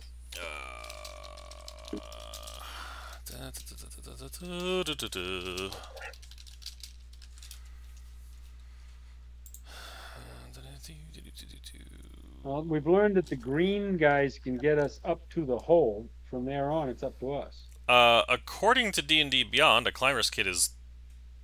Okay, no, that can't be right. It costs 25 gold, but it doesn't take that much material. We'll say it's... I mean, you're making pitons and boot tips and gloves, or are you making like a harness? Yeah, whatever's included in the climber's kit. All right, I'll say it takes... I typed climber gear: pitons, hammers, carabiners, and rope harnesses, etc. Okay. And you've said 4... It's going to be 10 gold per person. All right, so 40 gold. I can craft at 70 an hour. So it's going to take about a half hour. Okay. About a half hour. 4/7 of an hour. about right. 30 minutes, I'll have a problem. I'll have a solution to our problem as long as we can get up the first 40 feet. Can you become a creature that's tall, or is that a spell he can't use? Can you wild shape into a freakishly tall giraffe? I suppose I always use starry form and never wild shapes. So what's my challenge rating as a 9th level druid? Probably 3. There's I think it's 1/3. I think there's a table. That's for Circle of Moon. There's a chart. Druid table. There's a chart. There's a chart. There's a chart.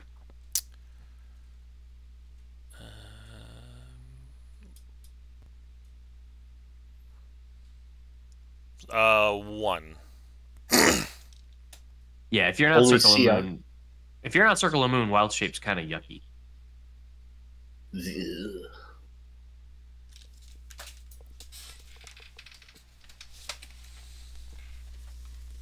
An example they give is a great eagle. That's true. I mean, giant flying out eagle. the hole is certainly an option. How many of us? We are can talking about fly- flying over all his content. Now we have the ability to do so. We're like, let's make a ladder. I suppose How many people can fly up at once? you probably have to make 3 trips. It'd be him and on his back. I mean, it's Kanadin is point guard, then the cleric. No, Kanadin is point guard, then then Babbage, then Bellarmine. Yeah, for sure I'd go first. I mean, the 'Cause hole. I would do it sneakily. No, the hole's about 15 feet in diameter, so that'd be difficult to fly up, but I suppose it's possible.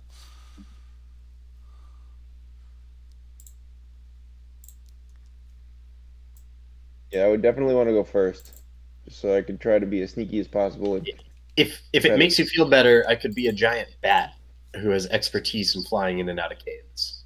You can also be a giant spider. giant spider. I don't know if it's helpful, but you could be a giant hyena.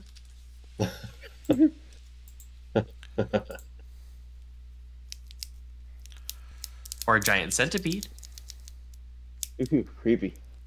That one I'm not seeing. So what's the plan, gents?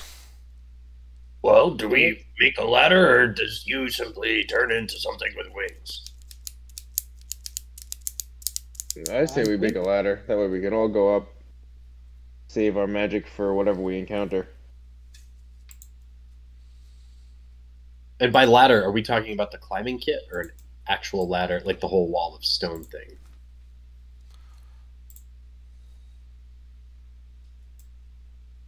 I don't know what he has in mind. What ladder is this you speak of?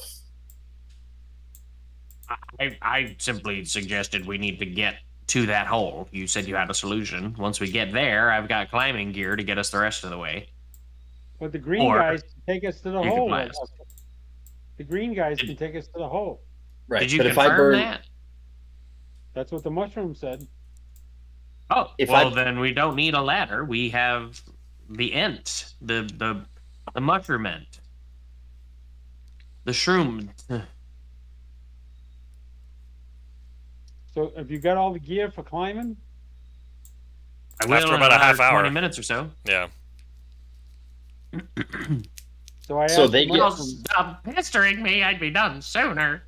Ding, ding, So I- ding, ding, ding, ding. I asked the mushrooms to confirm that the green guys can get us up to the hole. They can reach you to the bottom of the hole, not all the way to the top of it. The bottom of the hole will have some attachment points for pitons and grapple hooks. That's the hope. So Alright, what do well, I'm we do gonna in the meantime? I'm going to save my wild shape as a backup plan in case someone fails a climbing check. Smart. I'm moving you closer to what's happening here, Canada, just so I have everybody on the map that I'm seeing. Oh yeah, I'm there. Figure mostly theater of the mind here anyway. True.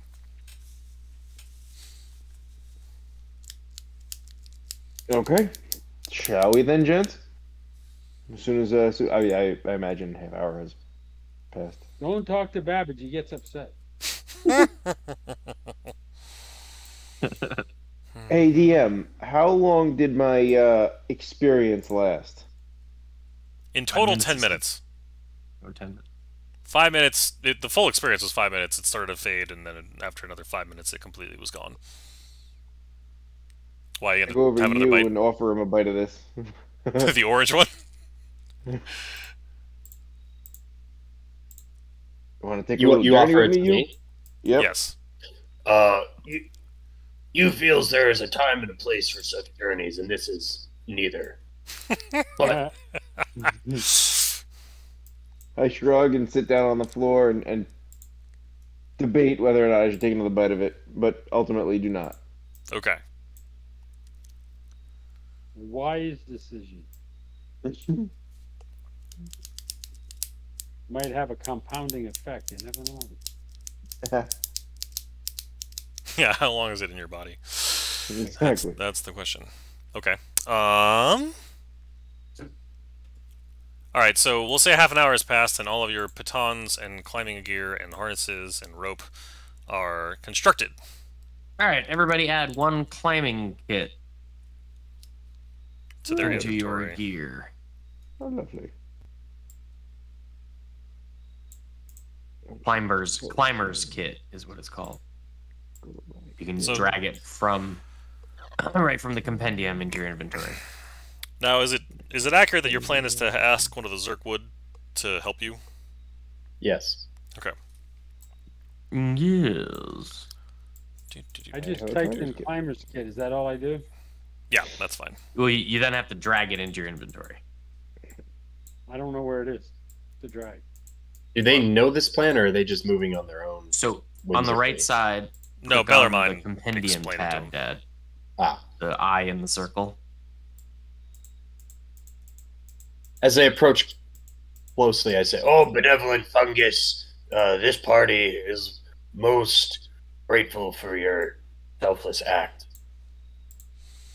The Myconid seems to bow slightly at you and acknowledges you. The lumbering tree mushroom doesn't react to you at all.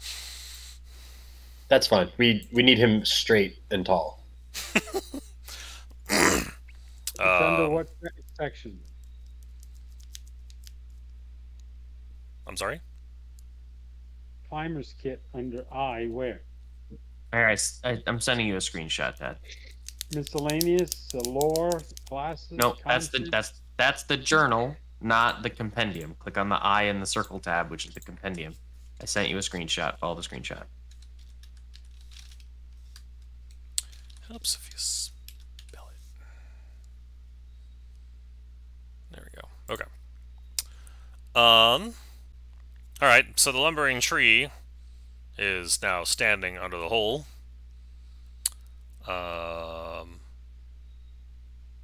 And the Myconid Aris, if an ARIS, if anybody's curious, says, "All right, who goes up?" Point to the monk. Me first. Okay, so, the tree mushroom thing, like, reaches out and, like, grabs you, kind of like a Ken doll.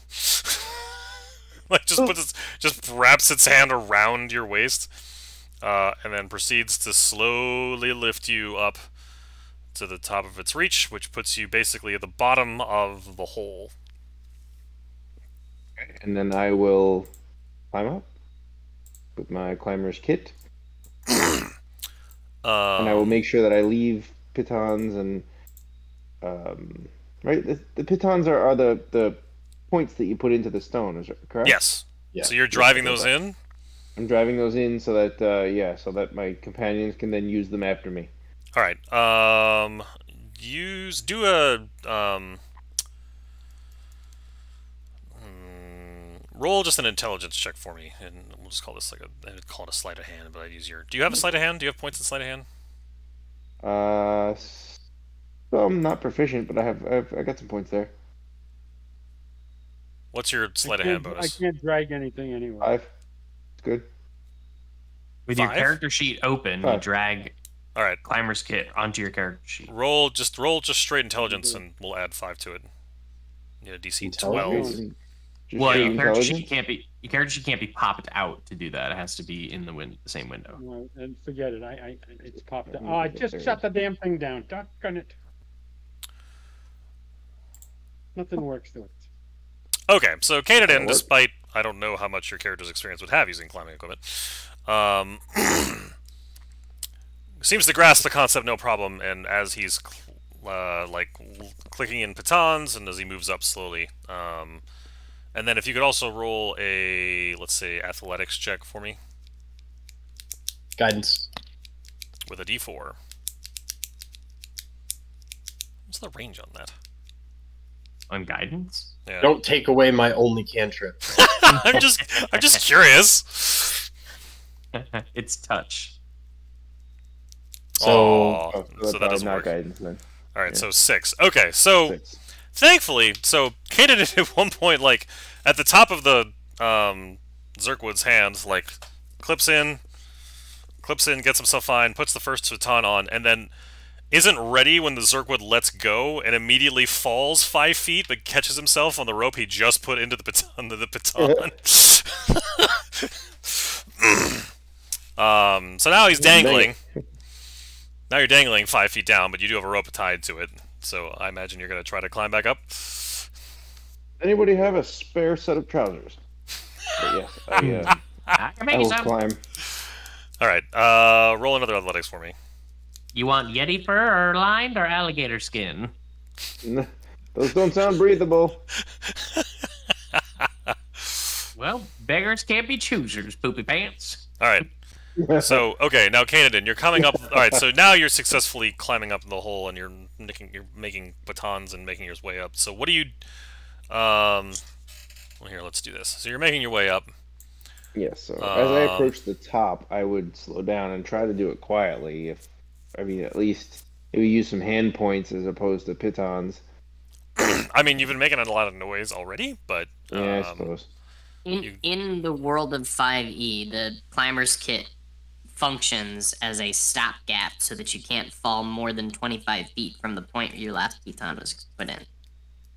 okay. So you fell 25 feet, but you got caught, so you didn't actually like hit anything or take fall damage. So that's good. And I imagine the Zerkwood could just do that. Yeah, fair. Okay. So are you waiting below the surface of this circle before you continue on, or are you gonna try to climb all the way up there? No, yeah, I would climb all the way up. I want to see what's up there Okay. before my buddies. What's the time of day based on the light in the sky? Is it still morning, mid-morning? What sky? Thank you, Jim. So this is just into another chamber. This is totally black for me. I know. Well, give me a second. Okay, no, that's fine. I just want to make sure. Okay. Mm-hmm. You can see now.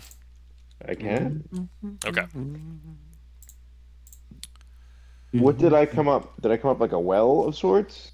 The yawning portal? It appears to be what was.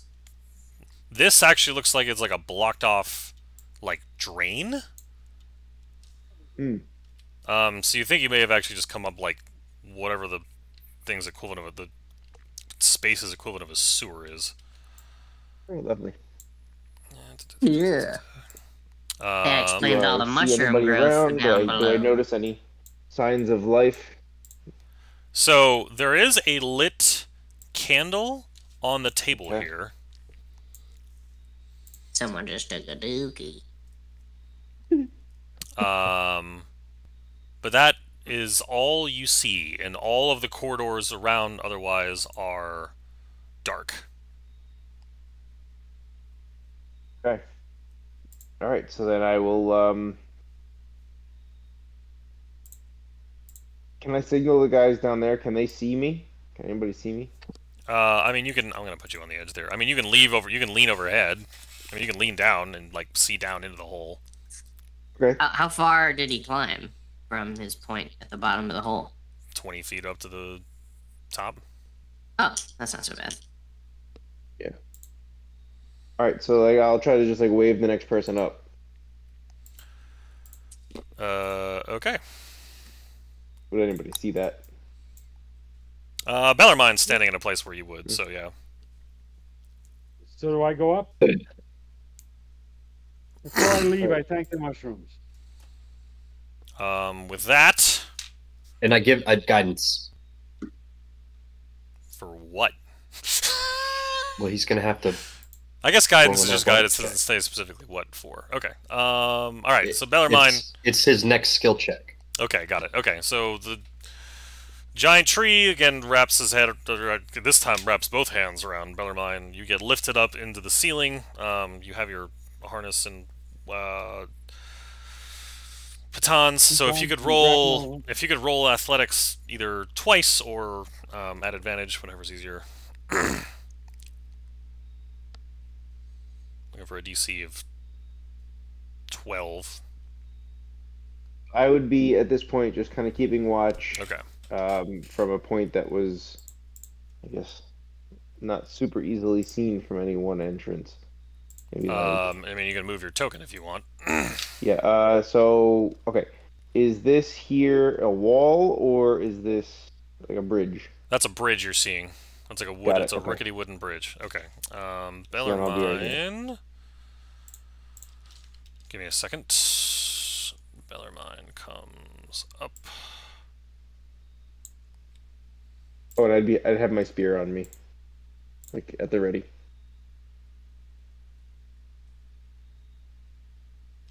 Oh, that's a good point. Hmm.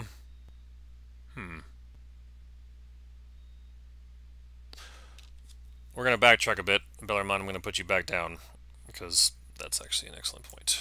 I forgot about the spear. Kaden, as you climb over the top, your spear starts vibrating. Aha. Okay. And I immediately cast this. Very good. Okay. I backtracked a little bit, Bellarmine. I'm going to say you haven't actually been lifted up and climbed up yet because I didn't realize I forgot Canadian's spear would have warned him ahead of time. So I want to see if Canadian does anything different with this information. Yes, I definitely would. I would not pop over the edge. Would I have? I would felt my spear on my back, giving me the warning. So I probably would not have popped over the edge. Okay. Got it. At least without searching first. So I kind of poked my head over. Did not see anybody. All right. So you got to move your token and tell me where you're going. Yeah. Okay. So I'd be. Let's say this is where I came up. I'd poke my head over the top. Realized that my spear was giving me a warning. Yep. Can I, now that I have the pitons in, can I relatively easily scale up and down? Yes. Okay, yeah, so then I would scale back down to the edge and kind of give them the heads up, like, enemies afoot. And then I head back up. Okay. So be ready for combat. And then I would head back up and I would hop over the edge and kind of. I would probably actually want to get over here into a combat ready stance. Okay. Very good. How do all I right. get the little sheet up that shows what we do? You know, the points, the number of points we get for different actions and all. I'm not certain what you mean. I've got the map and I've got the character sheet, but I can't find the little thing that I just clicked on. Didn't show me anything.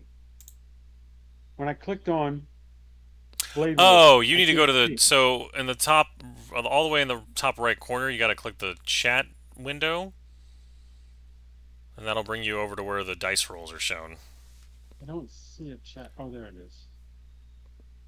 So then you'll there see it is. athletics in your blade ward. Okay. Got so it. all right. Got it. And I Yeah, will the three tabs up there you use regularly are the chat bubble, the journal newspaper, or the information eye, which is your compendium. So you're often flipping between those three. Alright, so Bellarmine, you're lifted up to the top. You manage to baton yourself up, and as you get to the top, you see Kanadin here in the bottom right corner in a ready stance. And as soon as he pops over the edge, I kind of give him the quiet, and I kind of wave him over into the corner. Like, be ready. But I do have the blade. I do have the blade ward running, right? Okay, yep, I'll say you continue to cast that. Where do you want to put your token? Where are you physically going to put your character? Right behind Canada. I mean, he's kind of in the corner, so you want to just stand next to him? Yeah, like right about here. Got it. I would try to like wave him over to the far corner, like the southwest corner. If Like here. the southwest, like here. Did Kanadin warn us at all about his spear warning him? Yeah, he said he climbed down to the top of the hole and then Okay. mentioned to you. So, ready action. If I hear any kind of disturbance or sounds of combat above, ready action, wild shape. The sound of combat above. Okay, got it. Yeah. Give me a second. Oh, got it. I see what. Yes. All right. That's not something I need to worry about right now. All right. Who's going next? Well, I'll start climbing. The tree wraps one hand around you, Babbage, and brings you up to the top in line with the batons. If you could roll an athletics at advantage with a DC of 12.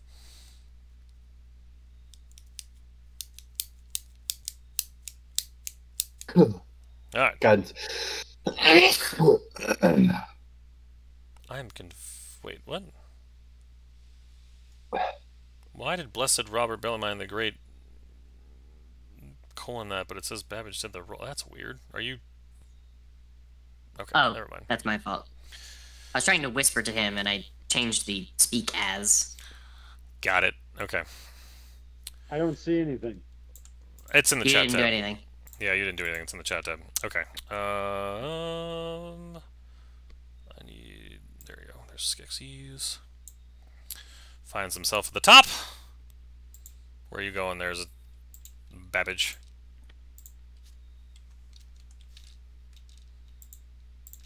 Are these barrels? Yes. I hide in a barrel.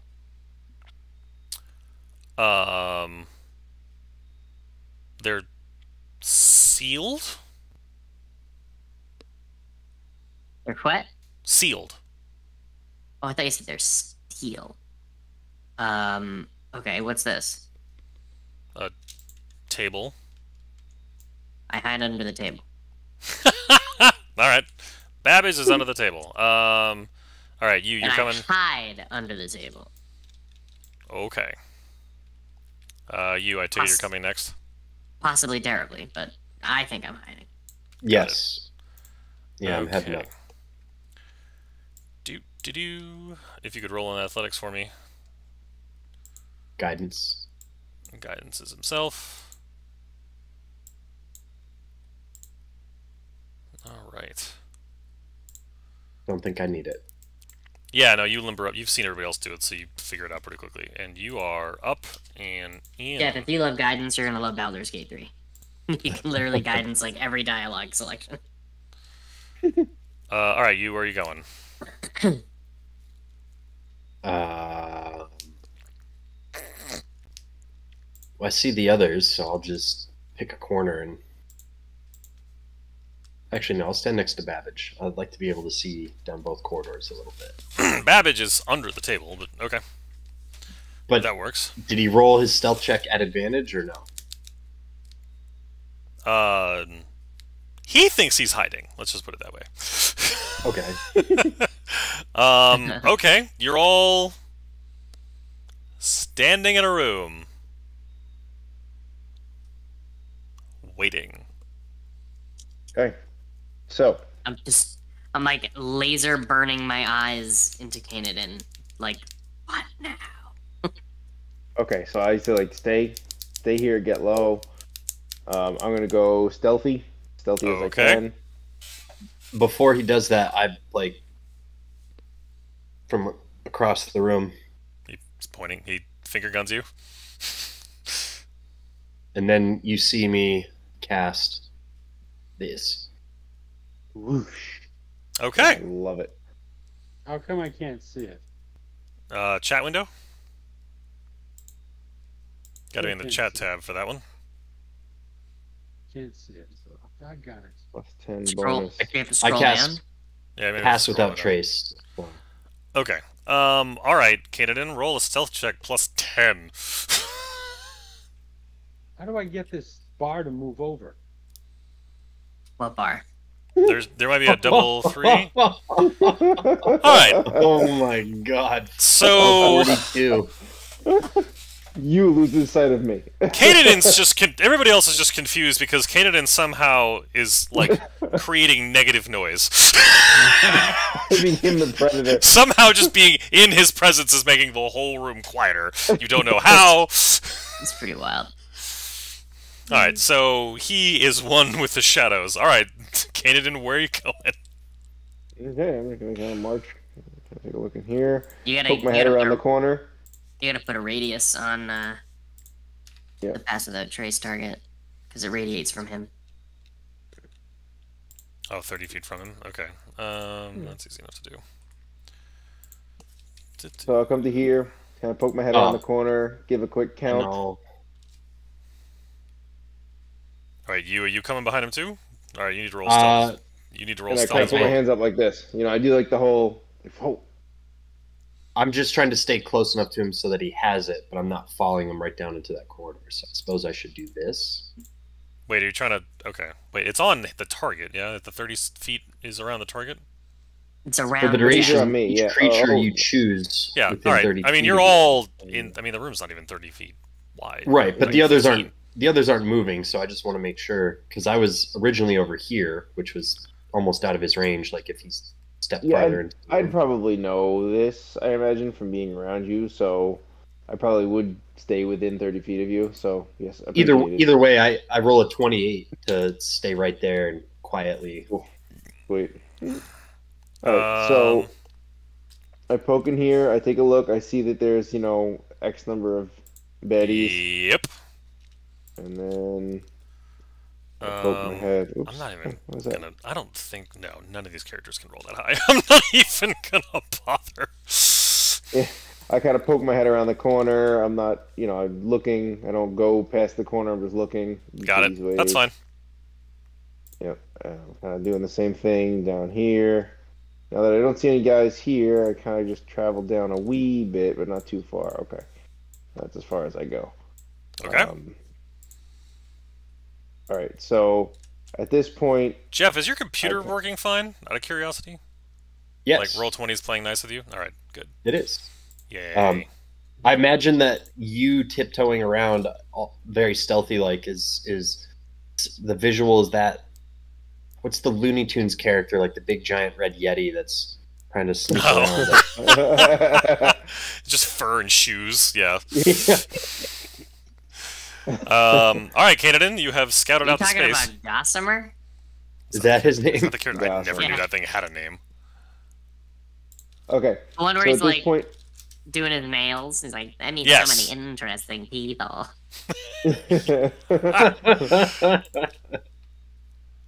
so at this point, I kind of I come back in and I go to each of my companions here and whisper, okay, I gotta count. Here I go. 1, 2, 3, 4. 4 guys that I can see in the room to the south, 2 in the hallway to the east and south. The hallway splits. What kind of guys are you talking about? The kind that look like they want us not alive. Okay, thanks for clarifying. They don't look very nice. Now we have to decide whether or not we go in and take them out or try to get around them. Babbage takes a second to rack his brain to remember why the heck we're here.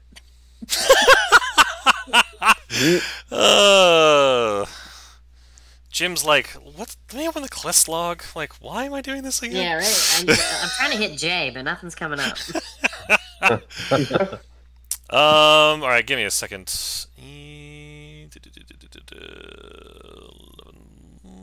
That would be a great feature to implement into Roll20. I guess you could just do it in a handout. All right, give me a second. I'm just trying to see if. So where you is standing right now, I can see them, but they can't see me. Well, so hold on. You're all stealthing about, and give me a minute. Where?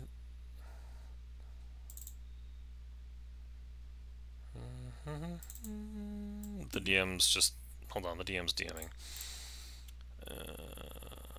Probably not.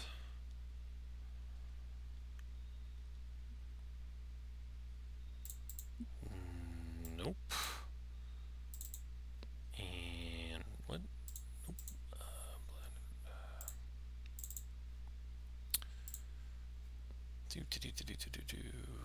Oh, how did I? What? What are you doing? Or what are you questioning? I'm trying to get my character journal back, but it just is putting a new token on the map. That's weird. Yeah, that is bizarre. I don't know what to tell you. Okay. So you're all managing to peek around the corner and hide in the shadows, and you do not seem to be getting a reaction from the other people in the space. I don't, So far. from like my companions. Well, you two, from the like, people alright, well, themselves. so, I mean, In the the lowest room. stealth roll I have is a 23, so everybody seems to be managing to be stealthy. Pretty stuffy. I meant like either my companions or the baddies. So far they seem to just be waiting. Okay. All right. We need a bottleneck. We can't just go into this room. So I would say let's go take out these guys.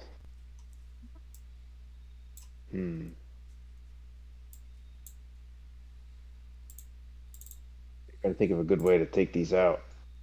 We need to fight them. We just don't know how many there are. And if there's You said 4 in one direction, 2 in another. What about the third direction? down the hall, so there's at least 3 there. I see one here. No, it's these guys. Okay, so there's five total that we can see here. Or we can head down the hallway to the west,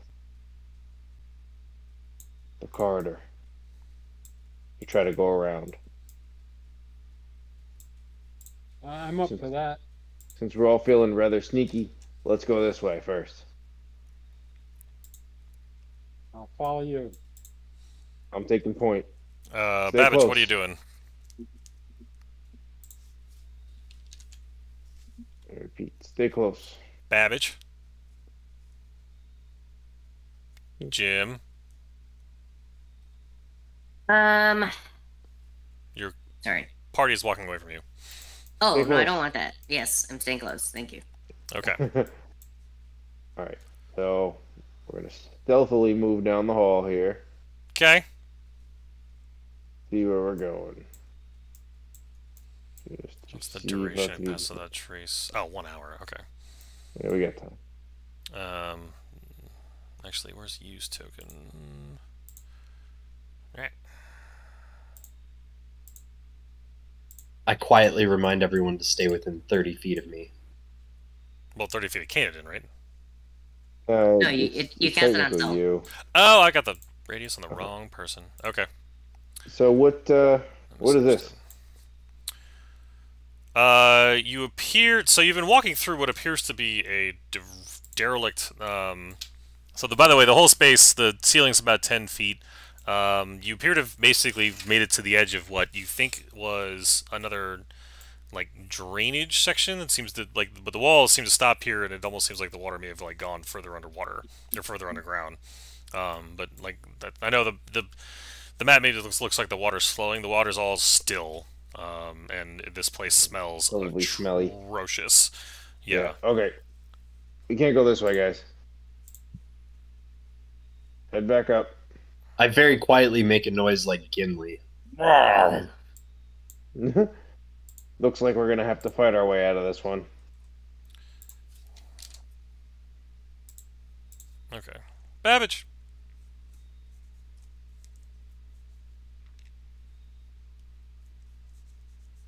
So, All right. I need you all to make new stealth checks. new stealth checks? Yes. Been an hour? No, you've been moving around a lot, and you're now moving back into the space. That's fair. Three Oh, we all got 24s. 24s. Holy cow. Caden's got a 34. Hey. So Alright, so you're all, again, somehow, like, you could, like, you feel like you should be making footsteps, and because of the magic that the druid has cast, like, it's almost, like, eerily silent how quiet you all are. Okay, so we kind of huddle up. All right, I think we're gonna have to go in weapons hot here. Well, can't we just follow their cones of vision and pass in between them? See if we can find a small box that we can hide under. Doon, doon, doo, doo, doo, doo, doo, doo. Can we just keep walking around until we see a big red exclamation point above their eyes and then run? in my point of order, Yes. since all of my cantrips, as of right now, except guidance, are no bueno, am I able to? I forget what the rule is for cantrips. I know druids can, when they pray like clerics, you can kind of just get whatever spells from that level you want. Does that apply to cantrips as well, or my Cantrips, Any cantrips you know don't have spell slots, so you can cast all cantrips you know at will. all the time, yeah. So that's why you can cast guidance forever. Well, I know it's not a spell slot, but like I still chose which cantrips. So you there's can't change the cantrip you know. Yes. Okay, that's No, that you do that at level up. okay.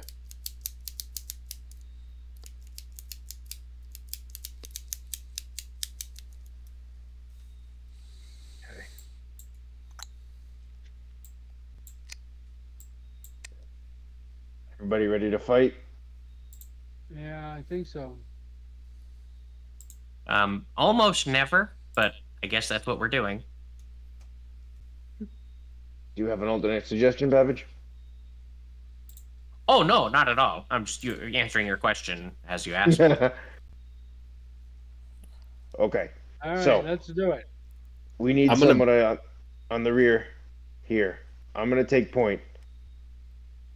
Right here. I'm gonna burn one charge of Amulet of the Century so I can add my proficiency bonus to my initiative roll. Okay. I will. Let's see. A tattoo for 1 minute. Okay, that'll be once we start the battle there. Ooh. Okay, I will take. Let me just search this out here. Potion of Heroism, I believe. Alright, adding temporary hit points. Got it. That does. Let's see. Immune to being frightened, get temporary hit points. You get something. So I've got a Blade Ward and a Ghost Step Tattoo activated. Up to 1 minute. Okay, so I'll drink the potion like as I step around the corner there. So like right at that battle. Ghost Step Tattoo might have been preemptive. Blade Ward's a cantrip, so that's fine. What do you mean preemptive? Well, it only lasts. It only lasts until the end of your next turn. So every turn is 6 seconds. So if you activate it and we're not in combat, then 6 seconds later it's gone. Let's see, because it's bludgeoning and piercing and slashing. I thought that'd be good. It is good, and the instinct to use it is good, but the duration of it is something that you want to do like in combat when you're gonna get hit next turn, and not just willy-nilly because you only get 3 charges a day, and it only lasts for 6 seconds. So should I just cancel it? I would recommend not yet using it. But Blade Ward, since it's a cantrip, I mean, you could just cast Blade Ward on yourself every turn, in perpetuity. All right, then I won't do it. Yeah, because it's until the end of your next turn. Right. All right. So outside of this combat, case, that's like 6 seconds. For the potion of heroism, oh, never mind. I was just looking at heroism, the spell. Okay, never mind. Okay, 10. I will chug that. Get 10 temporaries. And say, all right, we need to stand here, hold the rear guard. I'm making the first attack. And stealthily, I would like to, ideally, sneak attack this guy. Well, okay, so as you're moving in, we're going to... Where's... Oh, that's a different symbol than it used to be. Okay. Dink dink. Alright. Everybody roll initiative.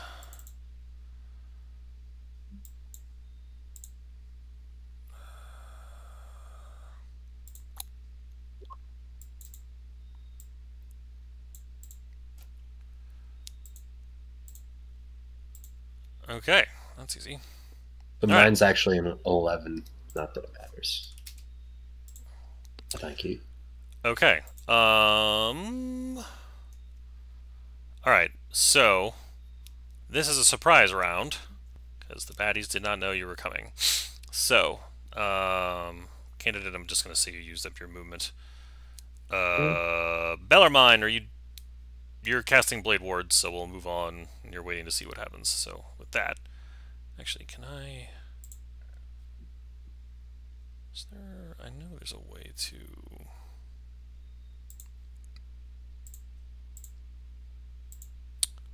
There was a way to add like a turn list. Turn. Let's see what that does. Oh, there we go. Alright, I can just track it. That's fine. Alright, Canadin, you're up. Okay. So, would this be a sneak attack? Can I count this as one? I don't know how that... Because they're not within... Yeah, they didn't know you're coming. Okay, so yes. Cool. So, yeah, let's spear him. Speary. Alright, I gotta turn off these 3D dice. It's annoying. Yeah, that'll hit. Oh, this is very annoying. Hang on, let me just go in here and turn this off. For 9. And you hear, ah! Ooh. That was just the first one. Dice options. Hang on. Let me Breaking the silence. Yes. Wait, he did a sneak attack, didn't he? Yeah. So Yeah, the guy still got stabbed. No. You only said 9. You should have done more than 9. Oh. You should be 13. 13. Right, because I get an extra 1d6. Yep. Alright, and that was my first attack. Now my second attack. I imagine that should hit. 11. 11. Okay. Still standing. I'm gonna flurry of blows first. 15. That will not connect. You punch into the armor, his leather armor. Okay. And flurry, second unarmed strike. 13. Miss. Also misses. Rubbish. Okay. We fighting. Babbage! Canadin went which way? He's right there. Okay, I can't Going see south. him. Now I can. Come to the intersection. See some fools. reactively cast Armor of Agathis upon my personage Okay. at level 3. Abjuration. 5 temporary hit points. Cold damage increases if they hit you. Creature hits you with the mana attack while you have these hit points. The creature takes 5 gold. So it's your. So you have 15 hit points So and they it's hit you for 15 and 15. Got yes. it. Okay. Is that a concentration? No. Nope, just lasts an hour. You pour a cup of water on yourself and it becomes armor. Bing. Okay. Anything else? I think all I have is a bonus action, which I don't want to use because I think my only bonus action that I have in my character sheet is Misty Step. Got it.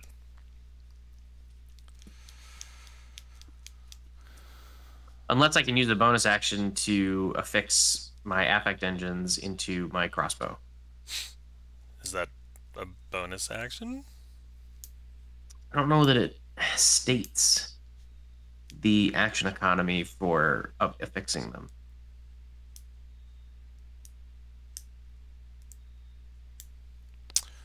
I will see. All right, I'll let you do some research on that. And meanwhile, the baddies are surprised. They don't go. You're up.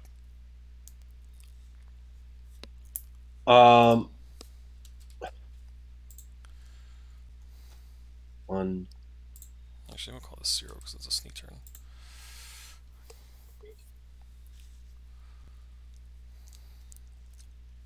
So, question: if I bonus action Starry Shape, Yep. does that mean I can attack with it in the same turn? As I understand it, yes.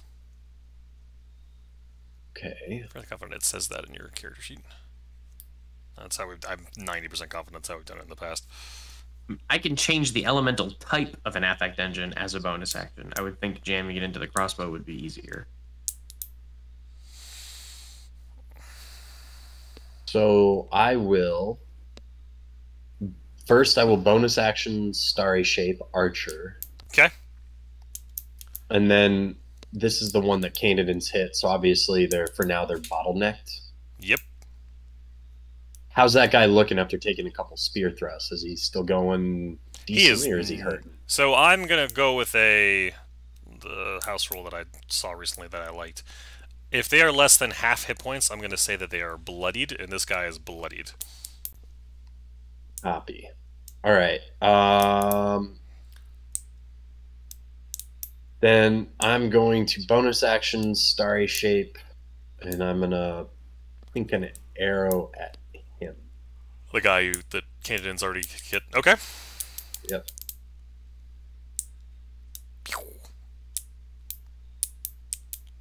Oh. Well, if you roll a 2, I can't really help you. A very bright arrow goes careening off the walls. Are you rolling? Are you changing one of the rolls Yeah, I think I can do that attack roll. for Isn't someone that else? exactly what Portent works? Yeah. I believe If I- so. If I can, then I am. Is it Find it's it. a reaction, I assume, yeah? So much stuff in my stupid thing. High-level characters have lots of things to manage. Can choose to replace any attack roll made by the wielder or creature he can see. Okay. Okay. So you rolled an 11, not a 2. So that plus 9 makes it a 20, which 20. connects. And it's 7 damage? Oops. Yes. He is not looking good. But he is still kicking. All right. Bonus action, and that will conclude my turn. Oh, the action was to shoot. The bonus action was to create the story form. Yes. Okay. We are now on turn. That was the surprise round. We're now at the top of the real round. Bellarmine, will you be doing anything else besides casting Blade Ward? Well, Blade Ward's already cast. Well, you have to cast it every turn. Because it only He's been lasts for casting one. it. He's been casting the cantrip in perpetuity up until combat, and it lasts till the end of your next turn. So he should have it up. Yep. Well, okay. The end of your next turn. All right. So it's still up. So what are you doing now? So first, I'm going to cast Toll the Dead. Okay. That's a good cantrip. And then I'm going to swing at this guy. Well, hold on. You got to pick one. It's a- You got to either cast Toll the Dead or you have to swing at him. I would recommend casting Toll the Dead. Well, I can also do a bonus action, right? You could cast Toll the Dead and Spiritual Weapon, which is kind of your best action Yeah. bonus action combo, because Toll the Dead's a cantrip. Quick question: does Quarterstaff have reach? No. No, it's versatile but not reach. If I run up into the same square Hold that on. Canaan Hold is, on. Hold on. Let Bellarmine One finish his person turn. at a time. All right, so he did Toll the Dead, DC 18, and it's 9 and 4. You can't bring up. I don't know where that sheet is again. It disappeared. And then he got a 26 on his spiritual weapon attack. All right. Hold on. Where'd it go? Do I hit it again to find out the damage? Hold on. Yeah, wait a sec. There we go. Okay. All right. So let's slow down a second. We think we got things to resolve. So you point at a creature you see within range and the sound of a dull or spell. The target must succeed on a wisdom saving throw or take. If it's missing any hit points, it takes 1d12. So either way it's 9, because he rolled 9 both times. But it's +4 for potent spell casting. He doesn't get the +4 on the spiritual weapon because it's not a cantrip.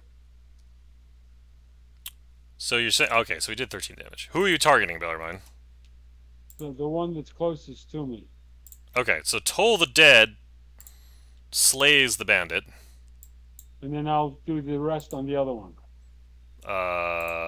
Spiritual got weapon it. on the other one. Okay.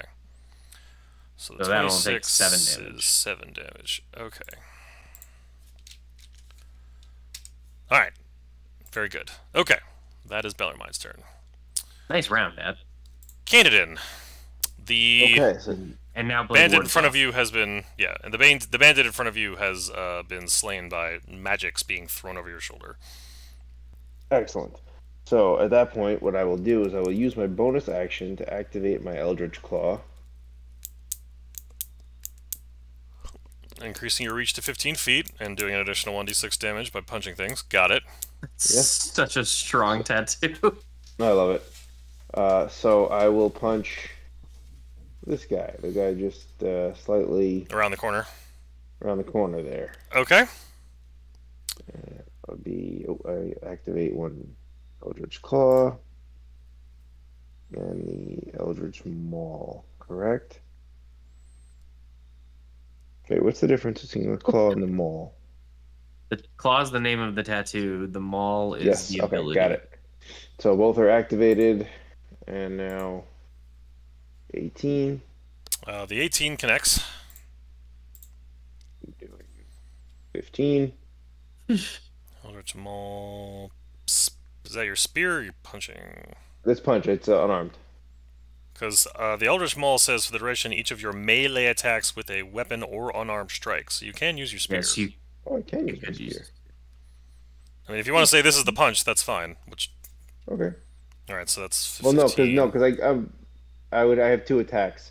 So then I'll just do one punch and one spear. That's fine. Well, I don't have to retcon anything Okay, because I use my bonus action to activate it. got it. So you're 14. That's not a hit, right? Yeah, rolling a 4, even with all these perks, is not going to help you. Mm-hmm. Wait. So that misses. Unless the fates He rolled- determine otherwise. He rolled a 12, not a 4. Turns out you connect. You're not sure how, but you do for 12. I do 12. So yeah, 15 and 12, so 27 damage. Boom. Yeah. Okay. And that's Canadian. Flappity, Babbage. flappity. Babbage is going to 5, 10, 15, 20, 25. Okay. And then I'm going to spells. I think this is evocation. I'm going to Burning Hands. The two of them. The two of them. Okay.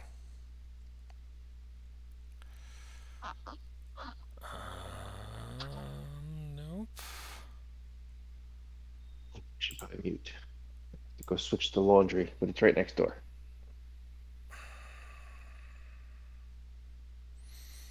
Ignore the 7. That's for my crossbow. Got it. Alright, so 4, 4, and 11. DC 16. Yeah, it's be 19 damage with a DC 16. Okay, and then...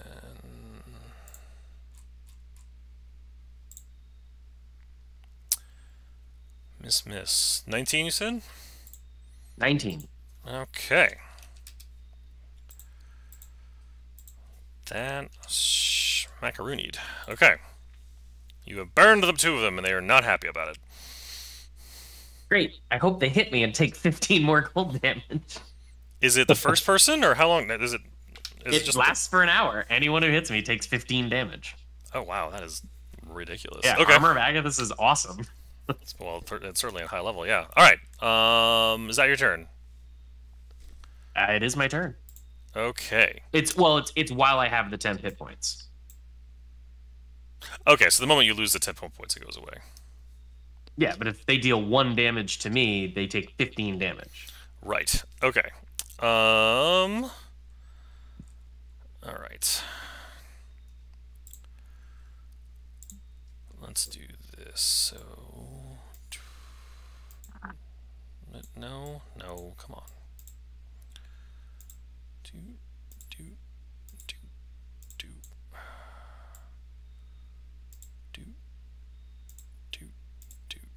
Seeing that, I will shout, Bellarmine, watch your flank! Very good.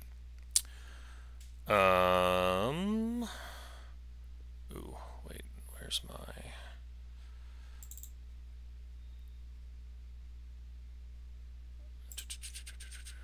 DM has lots of things. Is that open somewhere?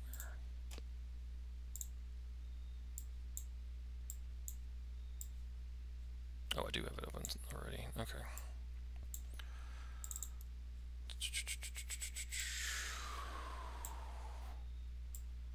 Okay.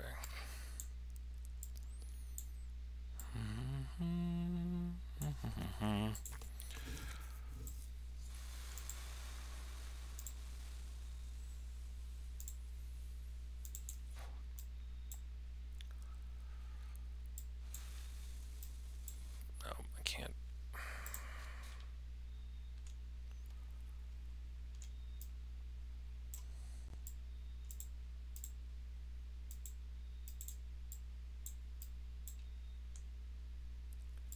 Potentially both flanks.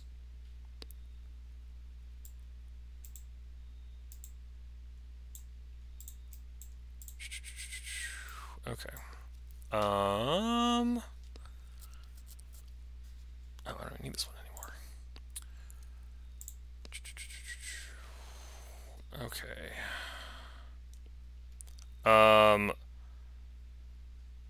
Ooh, actually. Wait, no. Okay. Yes. He does. Oh, that's not what I meant.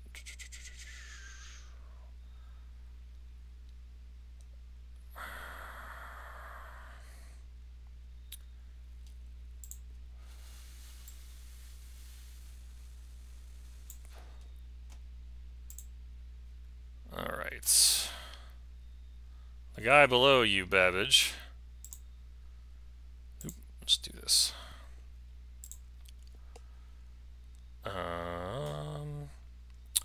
I need Canadin and Babbage to make a DC 11. Actually, hold on. When does this hit? Wait, you can designate any number of creatures you can see. Concentration. Yeah, it's self. Okay. An affected creature's speed is halved. When you cast a spell, you designate any number of creatures you can see to be unaffected by it. You're talking about Spirit Guardians? Yeah. And when a creature enters an area for the first the- time The on conjuration a turn, spell? or It's a conjuration, isn't it? oh, You- I opened up the wrong word. Saw that it was an evocation, and okay, my bad. I was like, this sounds like a spell that Dad can't cast. How come he can? Yep, my bad. Thank you kindly. Okay.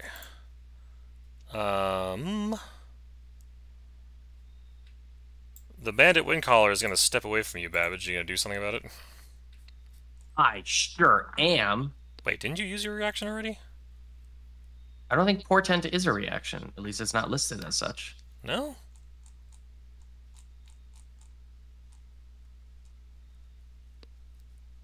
I'll find it again.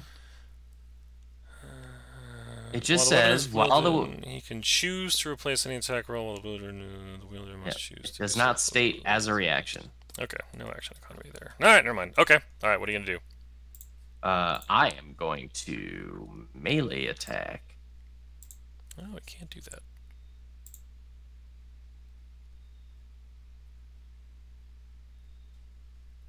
I'm starting to slide sideways, just FYI. 17 hits. And that will be with the 4. 4, 10. Okay. So it's 1 lightning, 3 fire, and 6 piercing damage. Oof. Okay.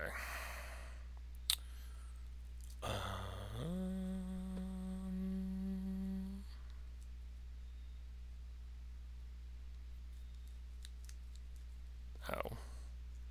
The spell DC is actually supposed to be 13, but moving on. Okay, no, you actually can't do that either.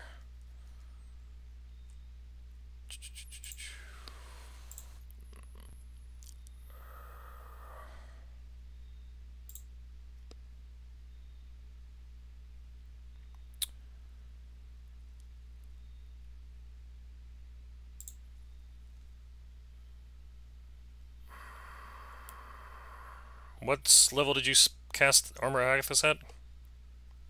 3, I believe. Any spell of 3rd level or lower on the target ends. What? Your armor has I don't been have a dispelled. I don't have a save? Any spell of 3rd level or lower on the target ends. That's lame. 5. The first time I ever used that spell, it immediately gets wiped. Alright, and then this guy.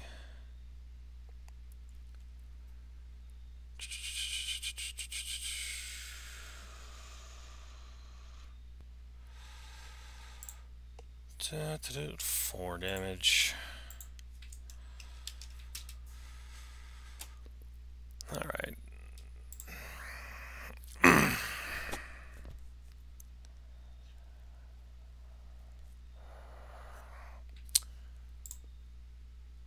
That'll hit Babbage. Wait. Yep. Taking 9. 7, Why 7? because I have resistance to necrotic. Oh, very good. How do I turn off my advantage rolls? It's in the characters themselves. You have to like click the edit gear at the top of the sheet. It's like always query yep. advantage or whatever. That's fine. I'll just keep it. Okay, so this next one is not an advantage. 7 misses.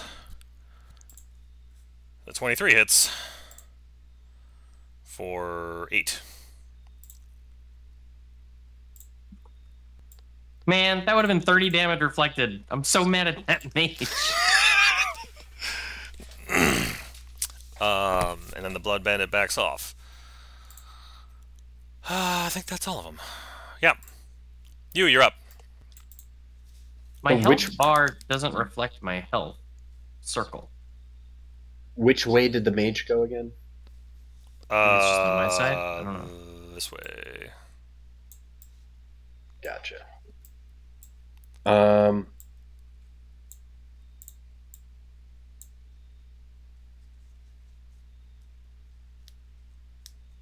That's 10.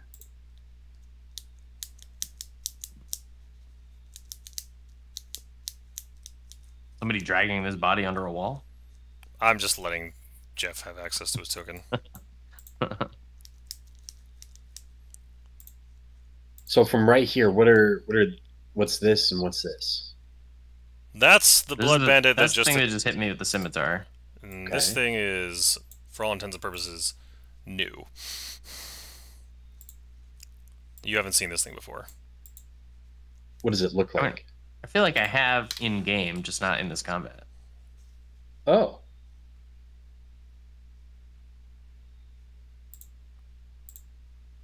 He looks nice. He looks friendly. Has this bandit been hit yet? He's bloodied. He's not looking good. Okay. Canadin and Babbage. Babbage burned him, and Canadin hit him a couple times with his I'm gonna tattoo. bonus. So if I get up to here, it's weird because if I step here, I can't see him. If I step here, then I can see him. Yeah, I mean, you There's can a wall- move into there's a wall Babbage's here. space to do something and then move back into it. So, okay, so hold on. So 5, 10, 15. I'm going to move Babbage just temporarily here.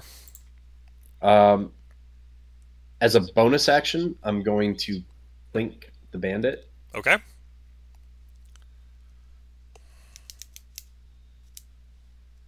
What's giving you resistance to necrotic, by the way, Jim? Just out of curiosity. My life ward. Nice. So that's a miss. I'm afraid rolling a 3 doesn't help. Well, hold on. I have 4 portents. I'm gonna. Actually, no. I'm gonna save it because there's a mage and this mean thing. I'm gonna take a step. I'm gonna stand over Babbage and take the dodge action.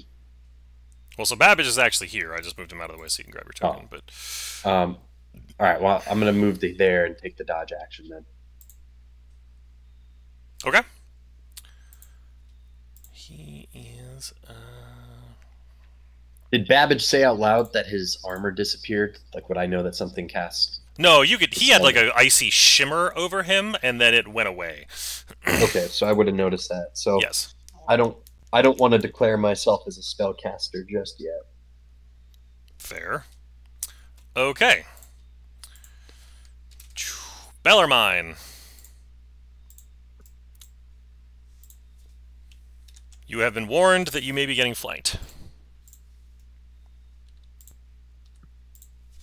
I think Dad's asleep. Oh, no.